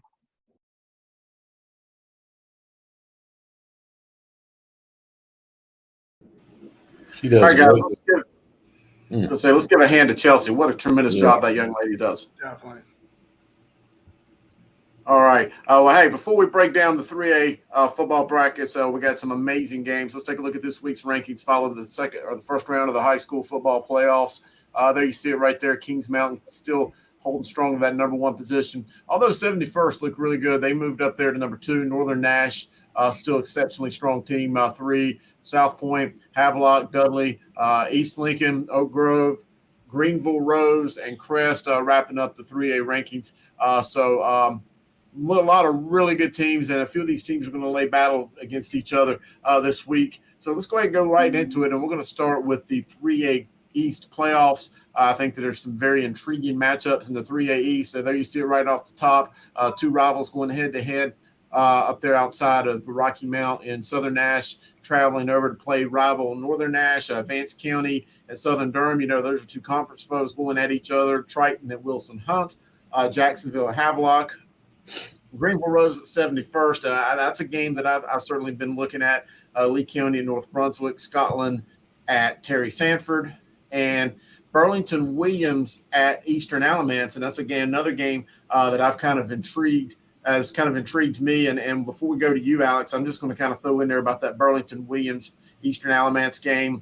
You know, I think Williams is finally back to the old Sam Story days of Williams. Patrick Stokes, a Williams graduate, you know, he was a longtime lieutenant and defensive coordinator for John Kirby, obviously another legendary coach in his own right at Eastern Alamance. Patrick Stokes goes home. You know, Eastern Alamance has what I think to be one of the most balanced teams. They got about 27 yards rushing, about 18 yards passing, 1,800 yards passing. Jason Ball's tremendous quarterback. They got some great backs in the backfield, but looking at Williams, and I think the strength of that team is that defense. And Will Rhodes, Grayson Lawyer, two of the best hard-nosed, find their way to the football tacklers I've seen. So I'll let you start with that one, Alex, and then we'll kind of look up there at that Northern Nash, Southern Nash game. I just want to make a point to remind everyone, who did Williams have to beat to earn this opportunity? Western Alamance. Once again, just another testament to Alamance County as another one of those football pockets in the state. We could go back to the days, you talked about Sam Story at Williams, you talked about John Kirby at Eastern Alamance, and before his time at Mooresville, Hal Capps at Western Alamance. This is week 2 of the Alamance County Fight Club, and maybe not with as rich of recent history as Cleveland County, what we're seeing play out right, or what we're seeing in the Smoky Mountain Conference, but very akin to the Duplin County deal, and we'll talk about Nash County in a little bit with the Southern-Northern game. Another rematch for county and conference pride right here with two teams who battled it within 1-2 scores earlier this year. So, like I said, tradition renewed, as Chris said. It's really neat to see. Chris made the connection with Williams back to the Sam Story days and Eastern Alamance, you know, thriving in the tradition of John Kirby. Just sit back and enjoy. This is Central North Carolina's version of what we discussed earlier with Duplin County, or what we'll talk about in a little while with Nash County, or what we'll talk with Cleveland County. So sit back and enjoy it. And Alex, you know, Williams lost in a very close 20-17 game to Eastern Alamance. Yes. Does Williams need to win this game to finally get back on the scene and, you know, say, hey, we're for real again? Yes. What we've seen in the Alamance County Fight Club over 2-3 decades is you saw that progression back in Sam Story's heyday. Williams ruled the roost. Then we got into the late 90s, early 2000s, when Cummings was ruling everything, when all those kids were playing football and basketball and winning championships. And right around that same time when you had Western make its run with Hal Capps and do some damage there. And then the torch goes on to John Kirby and his Eastern program right there, which really has continued and thrived and gone on and on. Williams, obviously, with evolving population demographics, a lot of that area around the school that aged out in terms of having families with young children, which makes it harder to sustain a successful program. We've talked about that in several other parts of the state, but it seems like it's come back around now. And I do say that for Williams to entrench its standing as being another example of tradition renewed, that a win over Eastern Alamance here would go a long way to do that. Oh, you know, another team that had to beat a rival was Northern Nash. You know, Coach Kevin, or not Kevin, Andrew Ferris's Northern Nash team finally was able to get past the juggernaut of Southern Nash, who had kind of owned them for years. Keno Jones is one of the best quarterbacks I've seen in Eastern North Carolina. What do we see in that rivalry here in the second round? Same thing right there. Northern Nash has really come back around. You think Northern Nash had a nice run in the late '90s, early 2000s, back around the time when Chad Green was there and Jim Brett had those strong teams. Northern Nash had a down cycle with the opening of Nash Central, and then encountered the opening of the new Rocky Mount High facility. So really some tough times there. But Northern Nash has cycled back around. And to be in a position, it's kind of like I liken this to the Butler Independence dynamic before Butler finally broke through, where Butler was able to get it done in the regular season, but until they broke through in the postseason, cementing their standing as a viable championship level contender did not happen until they broke through in the postseason. So for Northern Nash, once again, to complete that cycle and reestablish itself as in that traditional renewed category as they were in the late 90s, early 2000s, they need this postseason win over Southern Nash. All right. And before we move to the West, gentlemen, I want to kind of give you my two gurus special upset picks, I think, this week that could very well happen. I'm not going to call this an upset, but I do think Jacksonville is going to give Havelock everything they want and then some. I would not be surprised to see the Cardinals win. But if I was to pick an upset that I feel really solid about, I may have some egg on my face and eat some crow next week. But I just think that Greenville Rose may be a team that could go in there and beat 71st in Fayetteville. Wow. We'll see. Everything on film makes me think that that's going to happen. I would go out on a limb and pick it, but we'll see. But anyway, gentlemen, let's take a look at the West. There you see it right there, the top half of the bracket: Smoky Mountain at Kings Mountain, High Brighton at West Charlotte, Ledford at Northwest Cabarrus, Tuscola at East Lincoln, Crest at Oak Grove. I like that game a lot, by the way. South Point at Dudley. We're going to go into that one first. Eastern Guilford at Irwin, West Rowan at West Henderson. Dale, that's a big-time game with Dudley facing off against South Point. It is. A couple of things to note in this game, Chris, is that Dudley has a tremendous offense. They have over 5,000 yards in offense, about 50% more than South Point has. But one of the things that I think people don't recognize is that South Point has a very good defense. And in fact, they have more tackles for loss than Kings Mountain does, which everyone wants to recognize as having, a great defense, and they do. One of the things I think South Point is going to need to, I believe that South Point is maybe slightly favored here, but I believe they're going to need to throw the ball a little bit more than what they normally do. They've only thrown for a little over 500 yards this season. So what I saw in that Kings Mountain game was that they needed to throw more. And when they started throwing, they actually changed some of the dynamics and were able to pull back in a little bit, but it was like, too much or not enough too late kind of situation. So I think we're going to see a real good defense going against a very good offense. And that offense is very versatile on both sides of the ball. So I think it's going to be a great ball game, to be quite honest with you. I agree. Hey, Coach Sam Grinder, I'm not going to put you on the spot and give you an opportunity to give High Brighton any bulletin board material, but, give us some insight of what you think concerns you about that High Brighton team. It wasn't a couple of years ago they were winning state championships, and I know they're still better than that 6-5 record. What can we expect from them? Well, I'll tell you one thing. Their film is amazing. They have like the scoreboard on the bottom part. I mean, like how they do stuff. Their field paint is amazing. And all I needed was Grice to run the scout team for us this week. On the triple option, what they do is really, really good. And I was looking for Grice. Grice was not available to take phone calls. He was practicing himself. But if we had that scout team, I'd feel a little bit more better about the game. They're really good at what they do. Rain can always be a factor when you're exchanging hands for both teams. We're a gun team. And then if they're, a triple option team, if you guys are exchanging hands where it possibly can touch a fullback, then go to a pitch, it can get a little shaky in the rain as well. So I think that'll be a big factor how it plays out in the rain as well. Dale, what do you think about this West Charlotte team?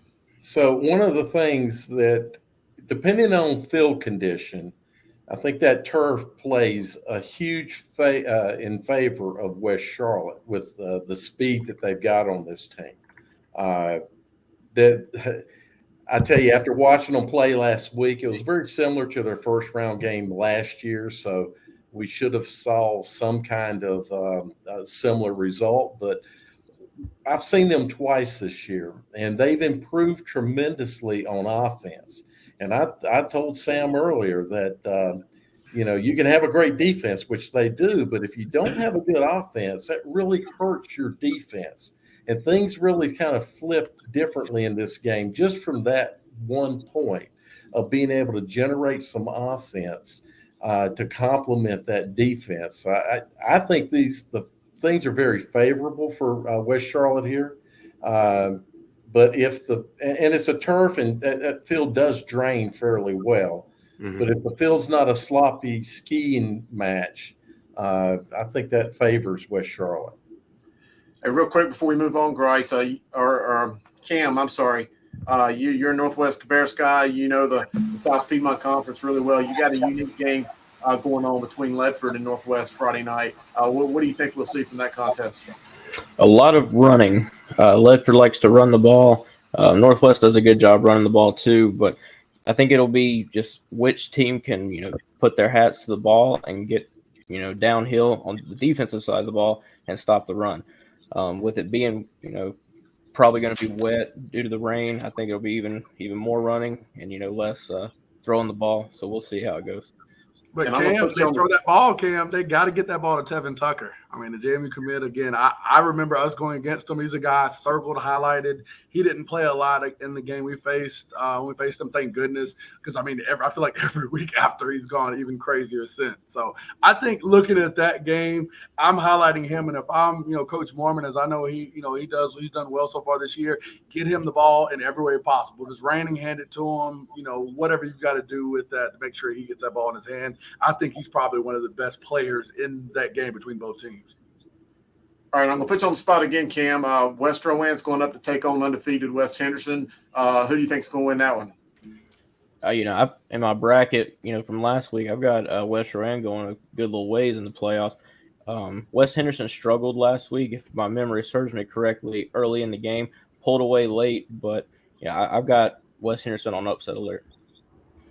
And anybody who want to take on that Crest Oak Grove game? Oak Grove's undefeated. They've got their best win being against a underrated but a very decent West Forsyth team, Big 4A school, won that game. Anybody think Oak Grove's got anything for Crest?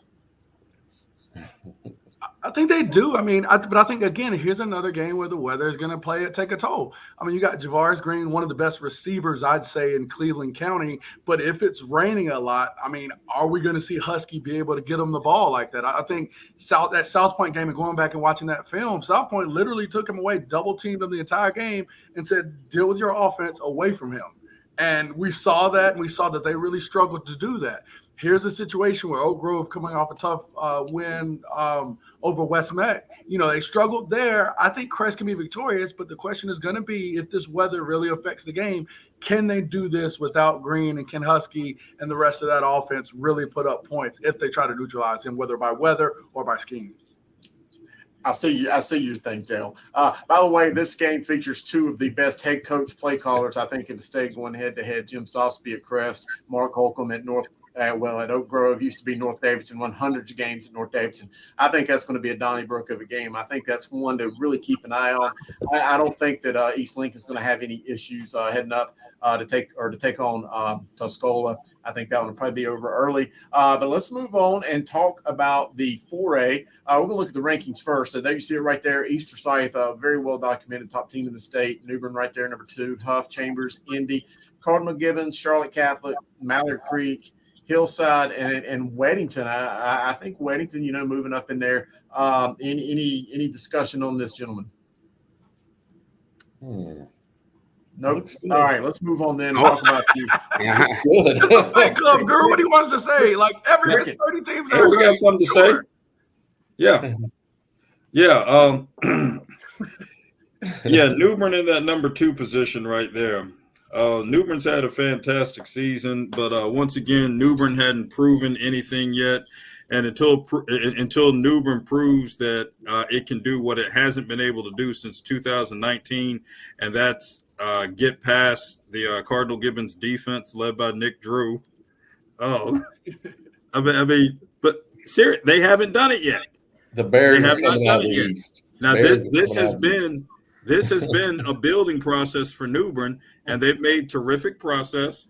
But no, yes, that was a Nick Drew reference a minute into 4A. Everything is done from a statistical perspective, and New Bern getting that type of recognition is not going to happen and not going to be warranted until it gets past Nick Drew's defense. Have not been able to do it. Ring the bell again every time for the Nick Drew reference. I'll say it again. Nick Drew. Okay, ring the bell again. That's fine. But New Bern hasn't gotten the job done. So, yes, I will make that statement. All right, let's take a look at this Eastern bracket. And Alex, I'm going to come right back to you for some expert analysis on the Eastern bracket. There you see them right there, 10-1 Apex, traveling over to Russell Blunt Stadium, playing Durham Hillside, 11-0. Pine Forest travels up to Holly Springs. That's a battle of two 9-2 teams. Millbrook 10-1 going over to Gibbons 9-2. Let's keep that one on the radar. Alex, Southern Ash at New Hanover, Leesville Road at Wake Forest, Rollsville at Cleveland, take that back. Jordan traveling to Pinecrest, Hoggard at New Bern. Looking at that top side, I don't see Hillside having any problem advancing. I think that'll be over early.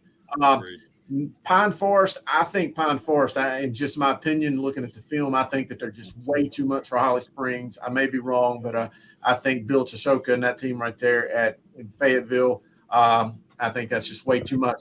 But let's take you brought up the Nick Drew reference. Let's go ahead and get into it. I don't think Gibbons is going to have any problem whatsoever with Millbrook. I may be wrong. I'm interested in your take.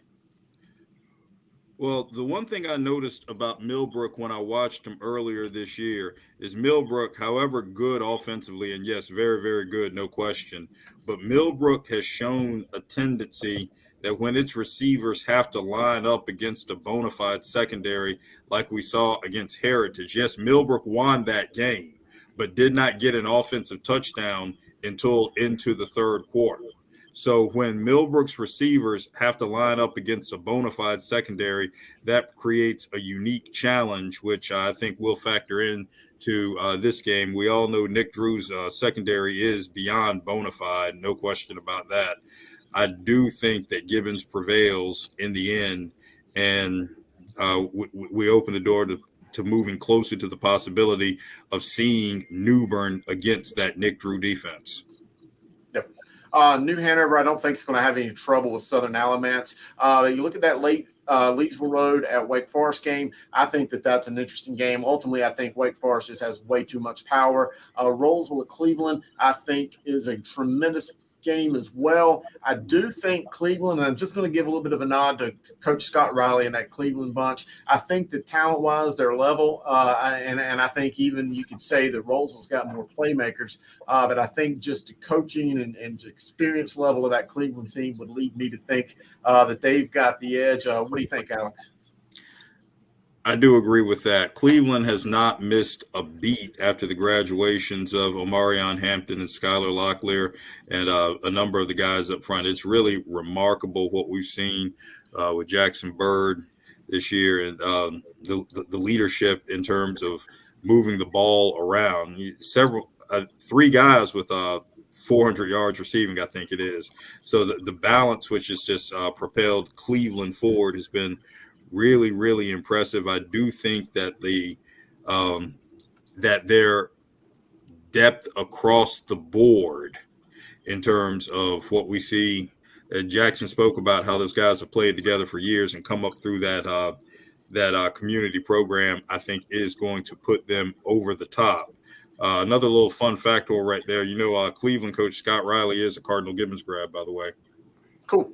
And just to throw it out there, Richard Shuping, the new head coach at Rollsville, son of Todd Shuping, longtime East Forsyth coach, tremendous coach in his own right. I think Richard Shuping's got everything written on him to be an extremely great head coach over the years. But again, I just kind of yield to experience there with Coach Scott Riley. He's been there. He's done it, was a part of them big-time Mark Morris head coaching staffs, Harnett Central. So I just think a lot of Scott Riley.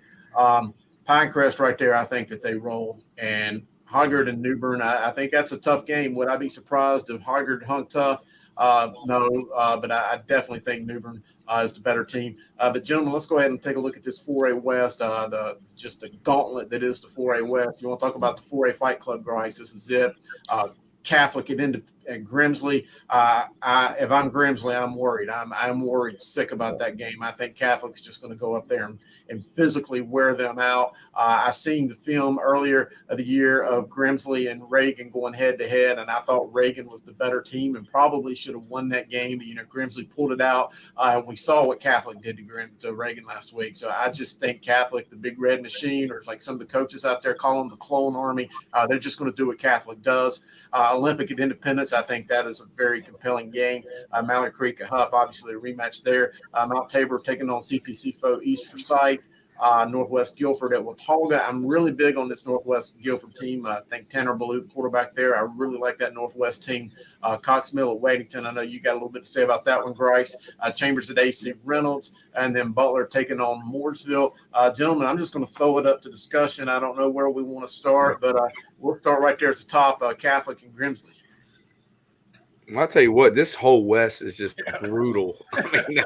There's just brutal games across the board. Every one of those are good matchups or good games. I literally had Catholic. I don't think Grimsley's seen a team like Catholic, and by that I mean the toughness that Catholic bring to the game. And guys, I got a little bit off the script right there. I was so excited to break into these games that I completely forgot that we've got a video from Mallard Creek head football coach Kennedy Tinsley. So I really want us to hear that before we get to this discussion. So hold your thoughts. Let's go to that video. All right, Coach. Obviously, tough win, hard-fought win, but you move on. You face Huff in the second round. What do you think? Your team did well tonight. What do you think they need to clean up on heading into the second round of the playoffs? The biggest thing is the penalties and lack of execution on offense. So we got a lot to work on, but we talked about earlier, facing adversity and finding a way. So I am proud of them for that. This was ugly. We had 20 penalties almost or more. But the guys dug deep and found a way. We got some guys get banged up and some other guys stepped up. So, just fortunate to continue to move forward, man. Blessed to be with such a great group of people as far as their families and the players and the coaches. So we just wanted to go one more week, right? And that's what we've been saying, and we found a way. And, obviously the big talk of this team has been the defense all season. Can this team's defense truly be their best offense, going into tougher rounds of the playoffs now? Yeah, well, they've been it all year long. And then we just got to continue to improve until everything clicks for us. I think when everything clicks, we have a chance to be really good. But when things don't click, we got to find a way, and they definitely did that tonight. And so what are the biggest challenges Huff presents you guys? Obviously you beat them once this year. It's hard to beat a good team twice. Sure. But what's the recipe to do it? Out execute. There you go. All right, we just seen Coach Kennedy Tinsley. Let's talk about that one first. You got Mallard Creek at 8-3 going on to take on Huff in a rematch. Dale, I'm going to let you start us off with that one. It's so hard to beat a team twice in the same season. What do we think about that? Especially, you got conference foes who have become rivals. They're both great teams, and it's hard to beat and that's not just a cliche. It's actually true when you look at it. When great teams face each other again, a lot of times it flips the other way. So this is going to be a hard-hitting, great football game. A lot of emotion, and we talked about this last week. Playing with emotion or playing emotional, and that might be one of the things. Is if they both who does not keep their emotions under control, managing it in this game. That's going to be very, very important. Big game for Jenkins too. Jenkins, the first time he called the offense this year, I think was versus Mallard Creek. And, Mallard Creek had the 2 pick sixes to win the game, 14-9, I think it was. or 13-9, because they did still block an extra point. That's how good Huff's defense is as well. I think that Jenkins is trying to get a little bit of redemption of him calling the offense, getting a little bit more flow of it. I think he wants to redeem himself. Did they play at Huff last time, or was it at Mallard Creek? I don't know that. Huff. It was at Huff, so get to go back there at home again. I think Huff is going to be a tough team to beat right here. If I had to guess who would win this, if they want to put me on the board, I love Mallard Creek and Huff. I think both of them are great. We couldn't beat neither one, but I would give the edge to Huff that game. Sam, can I ask you a question? So you've seen them both. What's the one thing that Mallard Creek really needs to achieve to win this game? Definitely the number one thing. Play not emotionally, but play with emotion. And how about Huff? Now, Huff's got a great kicking game. Best kicking game I've seen. And I think in defensive games, that's a huge thing. Well, the thing about Huff will be I would crown Huff the state champions out of this whole group. And I know that's saying a lot because there's a lot of great teams. If they're able to do one thing, if they're able to understand their identity of working together, they are the best defense. And there's a lot of good defenses here. I mean, like the one they're going against might be the next best, Mallard Creek, but I say Huff's defense is the best defense in the whole West or the whole overall state. And if they understand to play behind that defense and that punt is an okay play and let the defense make plays and be able to use that field goal kicker, sometimes you might have to win a game 12-7, something of that nature. Be comfortable not trying to outdo your defense because you have a high-powered, quarterback going to North Carolina. Sometimes you don't have to, throw the ball around. Sometimes you just play smash mouth and play behind the defense. And if they figure out that identity of playing these close games and being okay with just a little bit of a lead, I think they're unbeatable. Cam, you've seen these teams. I want to let you give your thoughts on this Huff Mallard Creek game. I said last time that I thought Huff was a tougher team, and Mallard Creek proved me wrong. I doubt this game that Tad's going to throw 2 pick sixes, especially one from the 6-yard line. I think Huff has one key is that they're going to have Markel Quick back. He was out the last game.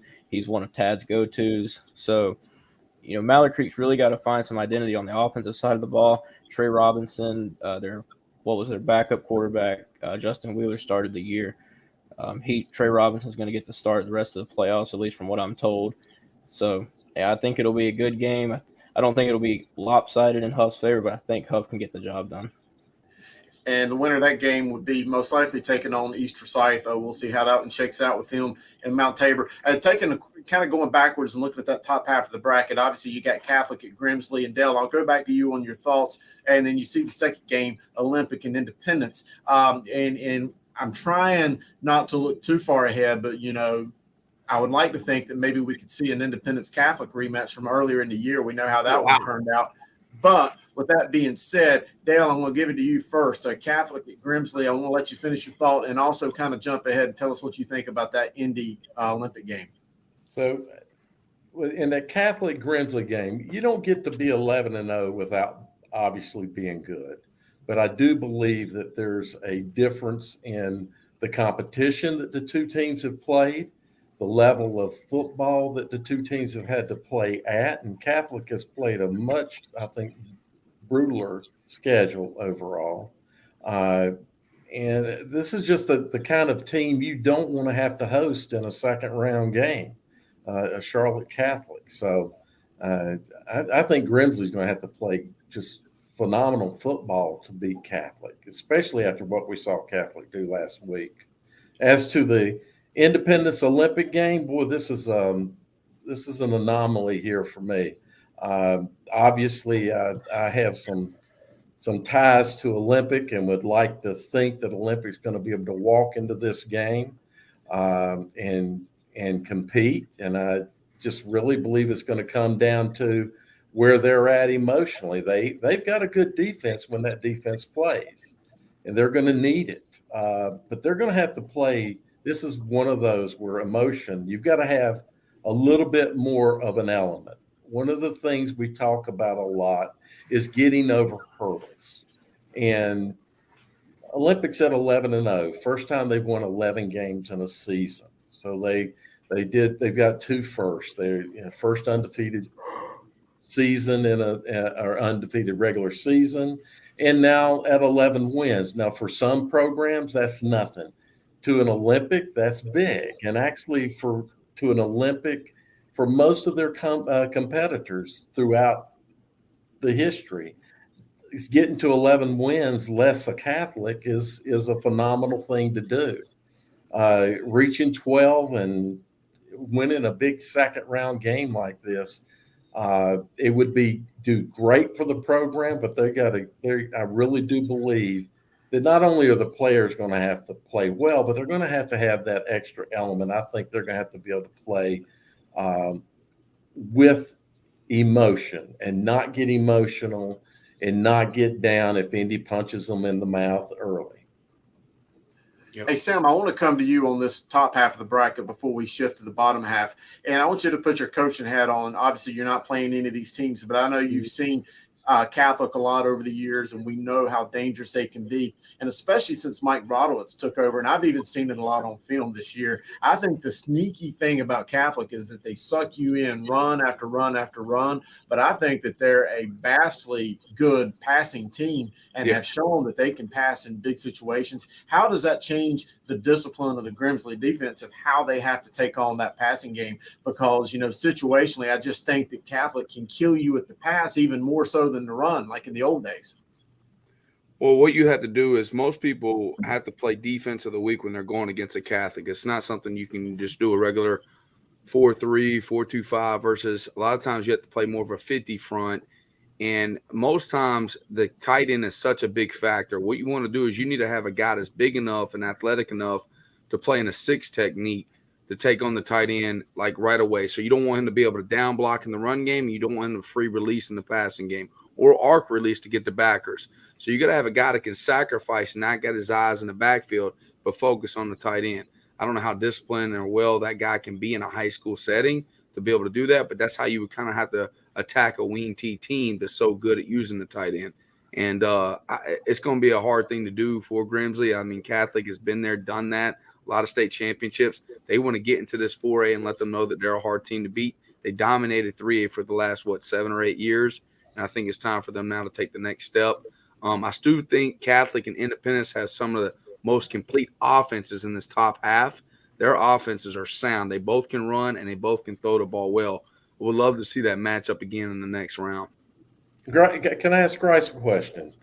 Grice, how much wing T do you see up in that area, up in the Greensboro area? I don't think you see as much anymore. I mean, I'm trying to think of their schedule. I mean, none of the top teams really, run that. I mean, I think you do see some QB run, kind of spreading that out. There's a lot of bubbles, a lot of vertical routes. But I mean, I don't think of a lot of teams, and I mean, Guru even kind of backed me up on this, that are still true like wing-based offenses. I think people are. I would say, to be honest, Grice, I would say the last of the wing era teams in the triad was probably your Northeast Guilford team, Tommy Persley back in the day. Yep. No, I agree. I agree, and that's a good, astute observation with you, Dale, in asking that. Let's take a look at that bottom half of the bracket. Northwest Guilford, they spread it out. Coach Kevin Wallace has done a tremendous job with the Vikings right there. They're going up the mountain to play at a really tough place to play in October, November at Watauga. The wind will certainly be a factor in trying to sling that ball around. I do think the home field advantage, the turf, the weather, the conditions that could play in to Watauga's favor, although I do think that Northwest Guilford is a vastly better team, but we shall see. Cox Mill at Weddington, I do want to get to you on a second on that one, Grice, and then looking at the bottom half of it, Chambers at Reynolds, Butler at Mooresville. And Grice, I'll just come to you first, and I don't want by any means you to give us any bulletin board material. I'm not asking you to pick a winner, but just tell us, what is it about this Weddington team, because I know you've looked at them on film, that just makes them such a solid program? I mean, they're just disciplined. I think the level of discipline that they have is higher than 95, 99% of programs. I think that the way that Coach Capone has them playing, excuse me, the way that they all buy into his system and what he wants to do, I think is at a level that isn't matched by a lot of programs. And I think it shows in how they excel, especially against the teams that are around them. I mean, I really think you only see them, have that chance, have the ability to falter against the other teams, maybe in the Charlotte area or things like that deep into the playoffs. Funny, I call them the Chambers of Union County. I think they have that level of just, the stature with the program. You've got one of the key names in college football, clearly as a Weddington, high grad. So I think you're really seeing them kind of at the height of where they are as a program. So it's going to be a fun game. I mean, we're excited. We're at a doubleheader with the third round soccer game going on before. So, I mean, I imagine that place is going to be rocking. You talk about crazy places to play. You can see that on film. I mean, fans are hanging off the side of the stadium. So, we're excited to go down there and try to go get one. I think, the two hottest teams in the entire state right now are Cox Mill and Independence. Yeah. Both of them are high power, and if they get rolling, they're hard to stop. And I think that Cox Mill can surprise you here, even though they're going to a tough place to play in Weddington, where it's a lot of tradition. I think if they get the game rolling, they're good. They're sound that they can run the ball enough that the box is light, and they're able to throw the ball and do certain things that the box is heavy. And I think Grice is prepared for this. I think he's not going to talk about it, but I think he's ready and he's excited to see where he's at. He's got the weapons behind him to do so, but you got to be able to take down a program. A program is something that's been there, done that for many, many years, just like Catholic. It's hard to beat those programs. They're not going to hand you the game. You got to go snatch it. Right. So Weddington is a lot like Catholic. They're highly disciplined in their gameplay. And when I mean disciplined, I mean players know what they're supposed to do by position, where they're supposed to be on the field, how they're supposed to flow.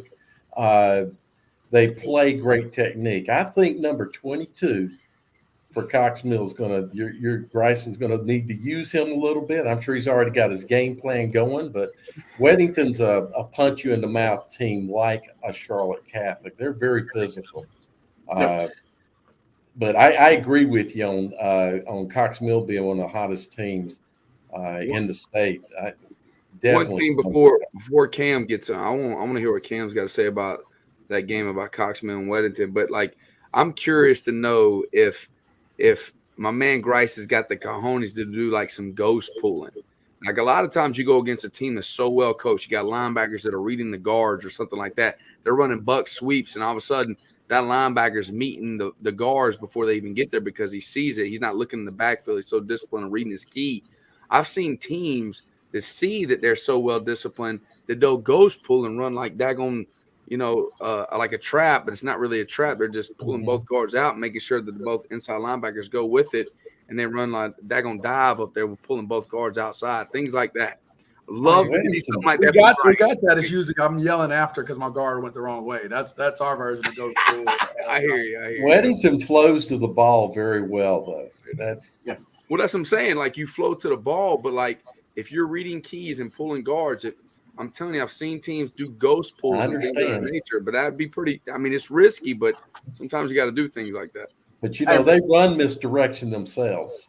So I'll ask you this though, Griner, because I want to go back, 15 years ago when I was coaching. Does a team like Weddington that is so well coached and so just fundamentally sound on what they do, is it sometimes make it easier for you to coach against them because you know exactly what those ends are going to do? You know when the linemen are going to squeeze, the stunts, that those players are always going to be where they need to be versus maybe playing an undisciplined team where you just have no clue where they're going. Does it make it a little bit easier in preparing? In my opinion, I think I'd rather go against a team that's not as disciplined where you can be able to trap. The game's a little bit different. We can block down and kick out and create gaps. Going against a well-coached team, you sometimes have to do things where you log more. You might be doing pulls, but now it's more of a log. Now you got to out-athlete them because they're so good at squeezing a wrong arm and whatever they're being coached. Yeah. So it's a difficult thing to do to change up that week, no doubt. Yeah. Hey, Kim, I want to come to you now. Look at those bottom two games here in the bottom half of the bracket. Chambers at Reynolds. Reynolds, I think, was the benefactor of about 9 A.L. Brown turnovers last week, and it just snowballed quickly on the Wonders. They were up 41-7 at the half, ended up winning that game 55-14.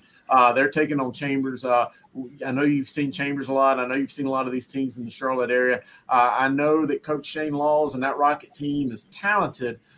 They got Guest, the running back up there that's just seems like he can score from anywhere on the field at any given time. But do you think they're going to have the power and just the strength to really get up there and take advantage of a Chambers team?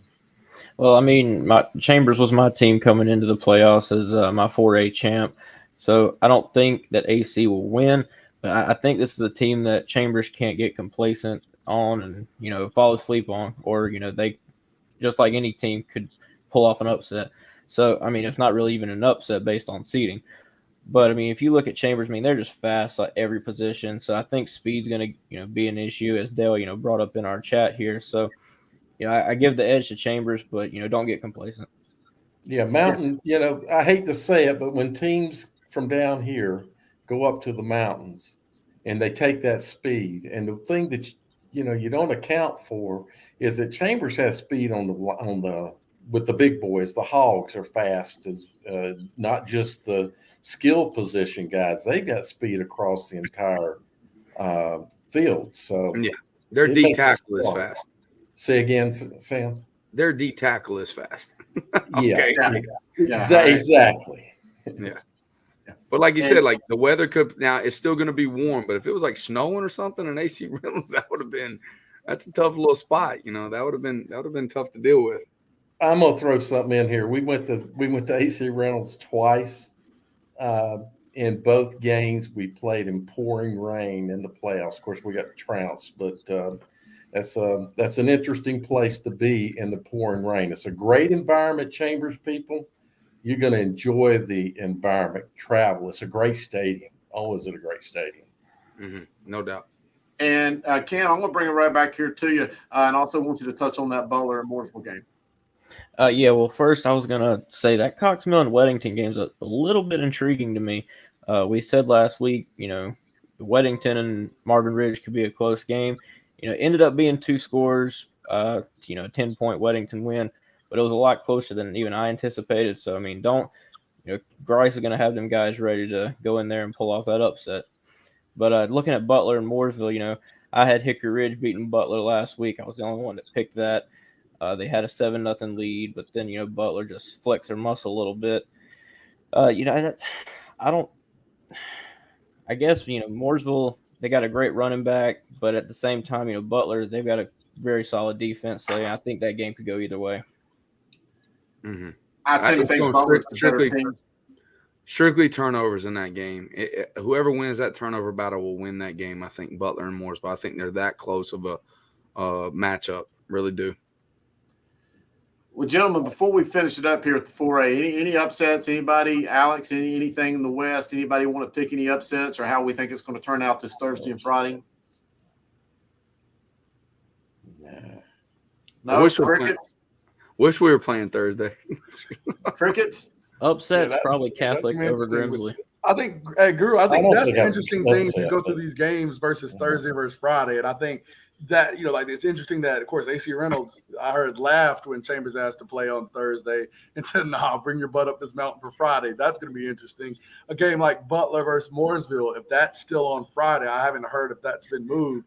Talk about Butler with one of the best young quarterbacks with Zach Lawrence having to go in a rain game where you got Mooresville where Jameer Cherry's a good quarterback, but we also know that they're going to give that ball to Juwan Howell and Westmoreland, the other running back, and they're going to run downhill all freaking game. So I think the Thursday versus Friday, I almost wish we had like a T and an F versus every on the side of every game, because I think that creates a different dynamic for some of these games. It may actually kind of tilt in certain ways and make it closer than it should be.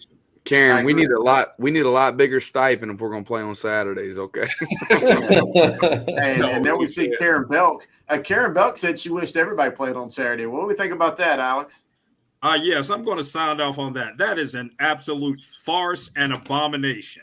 And here's the deal right here.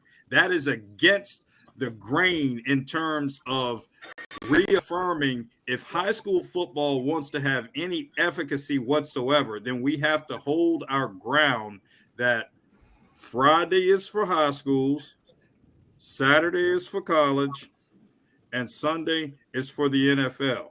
If we're going to have any efficacy whatsoever. But we don't have that. We've lost that. NFL plays whenever, and so does college. So absolutely, but it doesn't mean that we cave. Why in the world do I mean that's an insult and an affront to the work that our exemplary teacher coaches like Sam Griner, Jonathan Grice, and so many others do in serving young people. And you want these coaches to come in and give up Saturdays on the. This is not the NFL. This is ridiculous. You want these educator coaches to give up even more time with their families. Karen's the sweetest person you ever meet. That is ridiculous. No, I am thoroughly upset about this. This is an affront to the work that our educators do, who first and foremost are classroom teachers and carry over their exemplary teaching into the field or the court or wherever else, whatever the field of sport in which they play. And you want to make it a norm for them to do this on Saturday? Okay, Alex, that is you didn't say it was a norm. Alex, hold on. You didn't say she wanted it to be a norm. We've been on there for 2 hours and 10 minutes. I got to run Fresh Faces.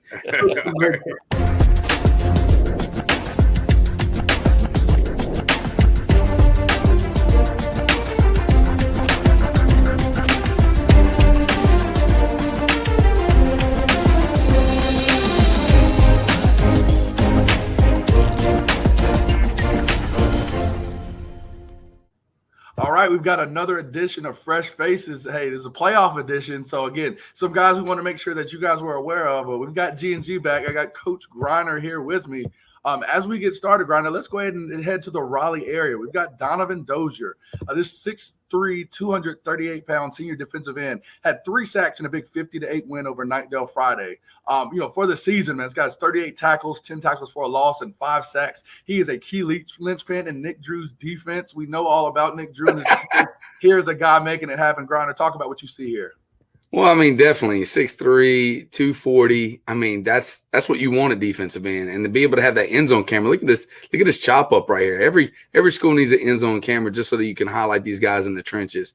This guy's got great hands, good swim move, able to see the ball scoop, get in the box, get in the box, get in the box. That's what we got to do right there.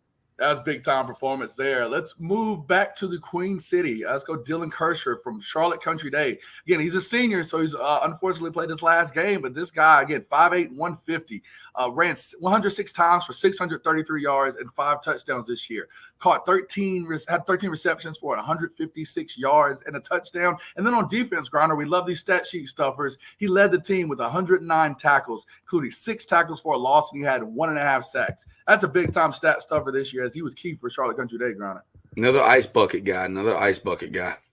Definitely big time there. Let's stay here in the Queen City. Actually, go a little bit north to Cornelius. Samari Matthews, big time DB for Huff High School. Again, freshman defensive back. He already has 6 D1 offers. This year, he's got 23 tackles and a pick this season. I mean, a dominant performer and a guy. Honestly, I feel like is going to be one of the next big time DBs here in the area. Unfortunately, Griner, he got that pick against us. I hate to still be the only one there to throw at him. And I had to learn the hard way. But Griner, talk about what you see here. This great DB's film. Well, his arm length is something that stands out to me that's so significant. I think that's what colleges are seeing is his length. He's only a freshman, but he's able to get his hands in there and stab a lot of balls. So I bet you his PBUs are extremely high, even though he don't have a lot of picks. This guy's got a huge upside. Obviously, if 6 Division I schools are coming after him right now, we're going to be talking about him a lot for the next 3 years. Oh, definitely, for sure. And I think I put on tape of, hey, let's not throw the ball his way. But either way, Samari, again, kid I've known for a while. I'm glad to see us finally highlight him and see his great success going forward. Let's move back east, go out to Holly Springs. Joel Sheehan, 6'2", 177-pound junior, again, completed 27 of 41 passes, 347 yards, and 2 touchdowns, and a big overtime 36-33 win over Richmond Senior on Friday night. Through 9 games, Sheehan completed 126 of 185 passes, over 1,800 yards and 18 touchdowns against only 5 interceptions. Also got a little bit of running in, had 136 yards and a score on 25 carries. Again, big-time quarterback. We've talked about these emerging quarterbacks down east. Here's another one we can add to the list as he goes into his senior year. Griner, look at that pocket presence. What else do you see in this kid? Yeah, no, he does got great pocket presence. But to be able to just win that playoff game versus a historic Richmond County team, that's tough. I know they started off the season kind of rough, Richmond County, but in the playoff time, they were going to figure some things out, and to be able to beat them in the overtime, it shows a lot about this kid and his leadership. Definitely big time kid, and like I said, had a big time performance, and I think he's going to really, go use that as momentum for a really good senior year. But again, that was another edition of Fresh Faces. As we say, Griner, we cover them from where? Murphy to Manio, baby. Murphy to Manio. So if you're a big time player, again, if you're still playing, you're help driving your team's success, and we haven't highlighted you, reach out to us at Observer Preps, at Langston Works Jr., at Coach Jay Grice. All of those, again, our parameters, Murphy to Manio. We look forward to seeing you. But that was another edition of Fresh Faces, the GG edition. We'll see you next week. All right, guys, this has been a great show. We've been on forever. Karen, I hear you. You forgot about the college games. I know you did teach 39 years, and appreciate you watching the show, and I get all your sentiments there. Guys, thanks for everybody for staying with us for 2 hours and 15 minutes. We set a record tonight. Chris, you did a phenomenal job hosting. I got to sit in the back and just watch. And we'll be back next week. I promise we will not be 2 hours and 15 minutes ever again. But this was a great show. Hope you guys enjoyed it. I see there's still 172 of you watching, which is insane. I'm Langston. That's Austin Contrarian. That's Dale Ross, longtime CMS follower. That's the Guru in training, Cameron Williams. That's the coach, Sam Griner. And the Guru, the #1 voice of high school football, Chris Hughes. And we are Talking Preps.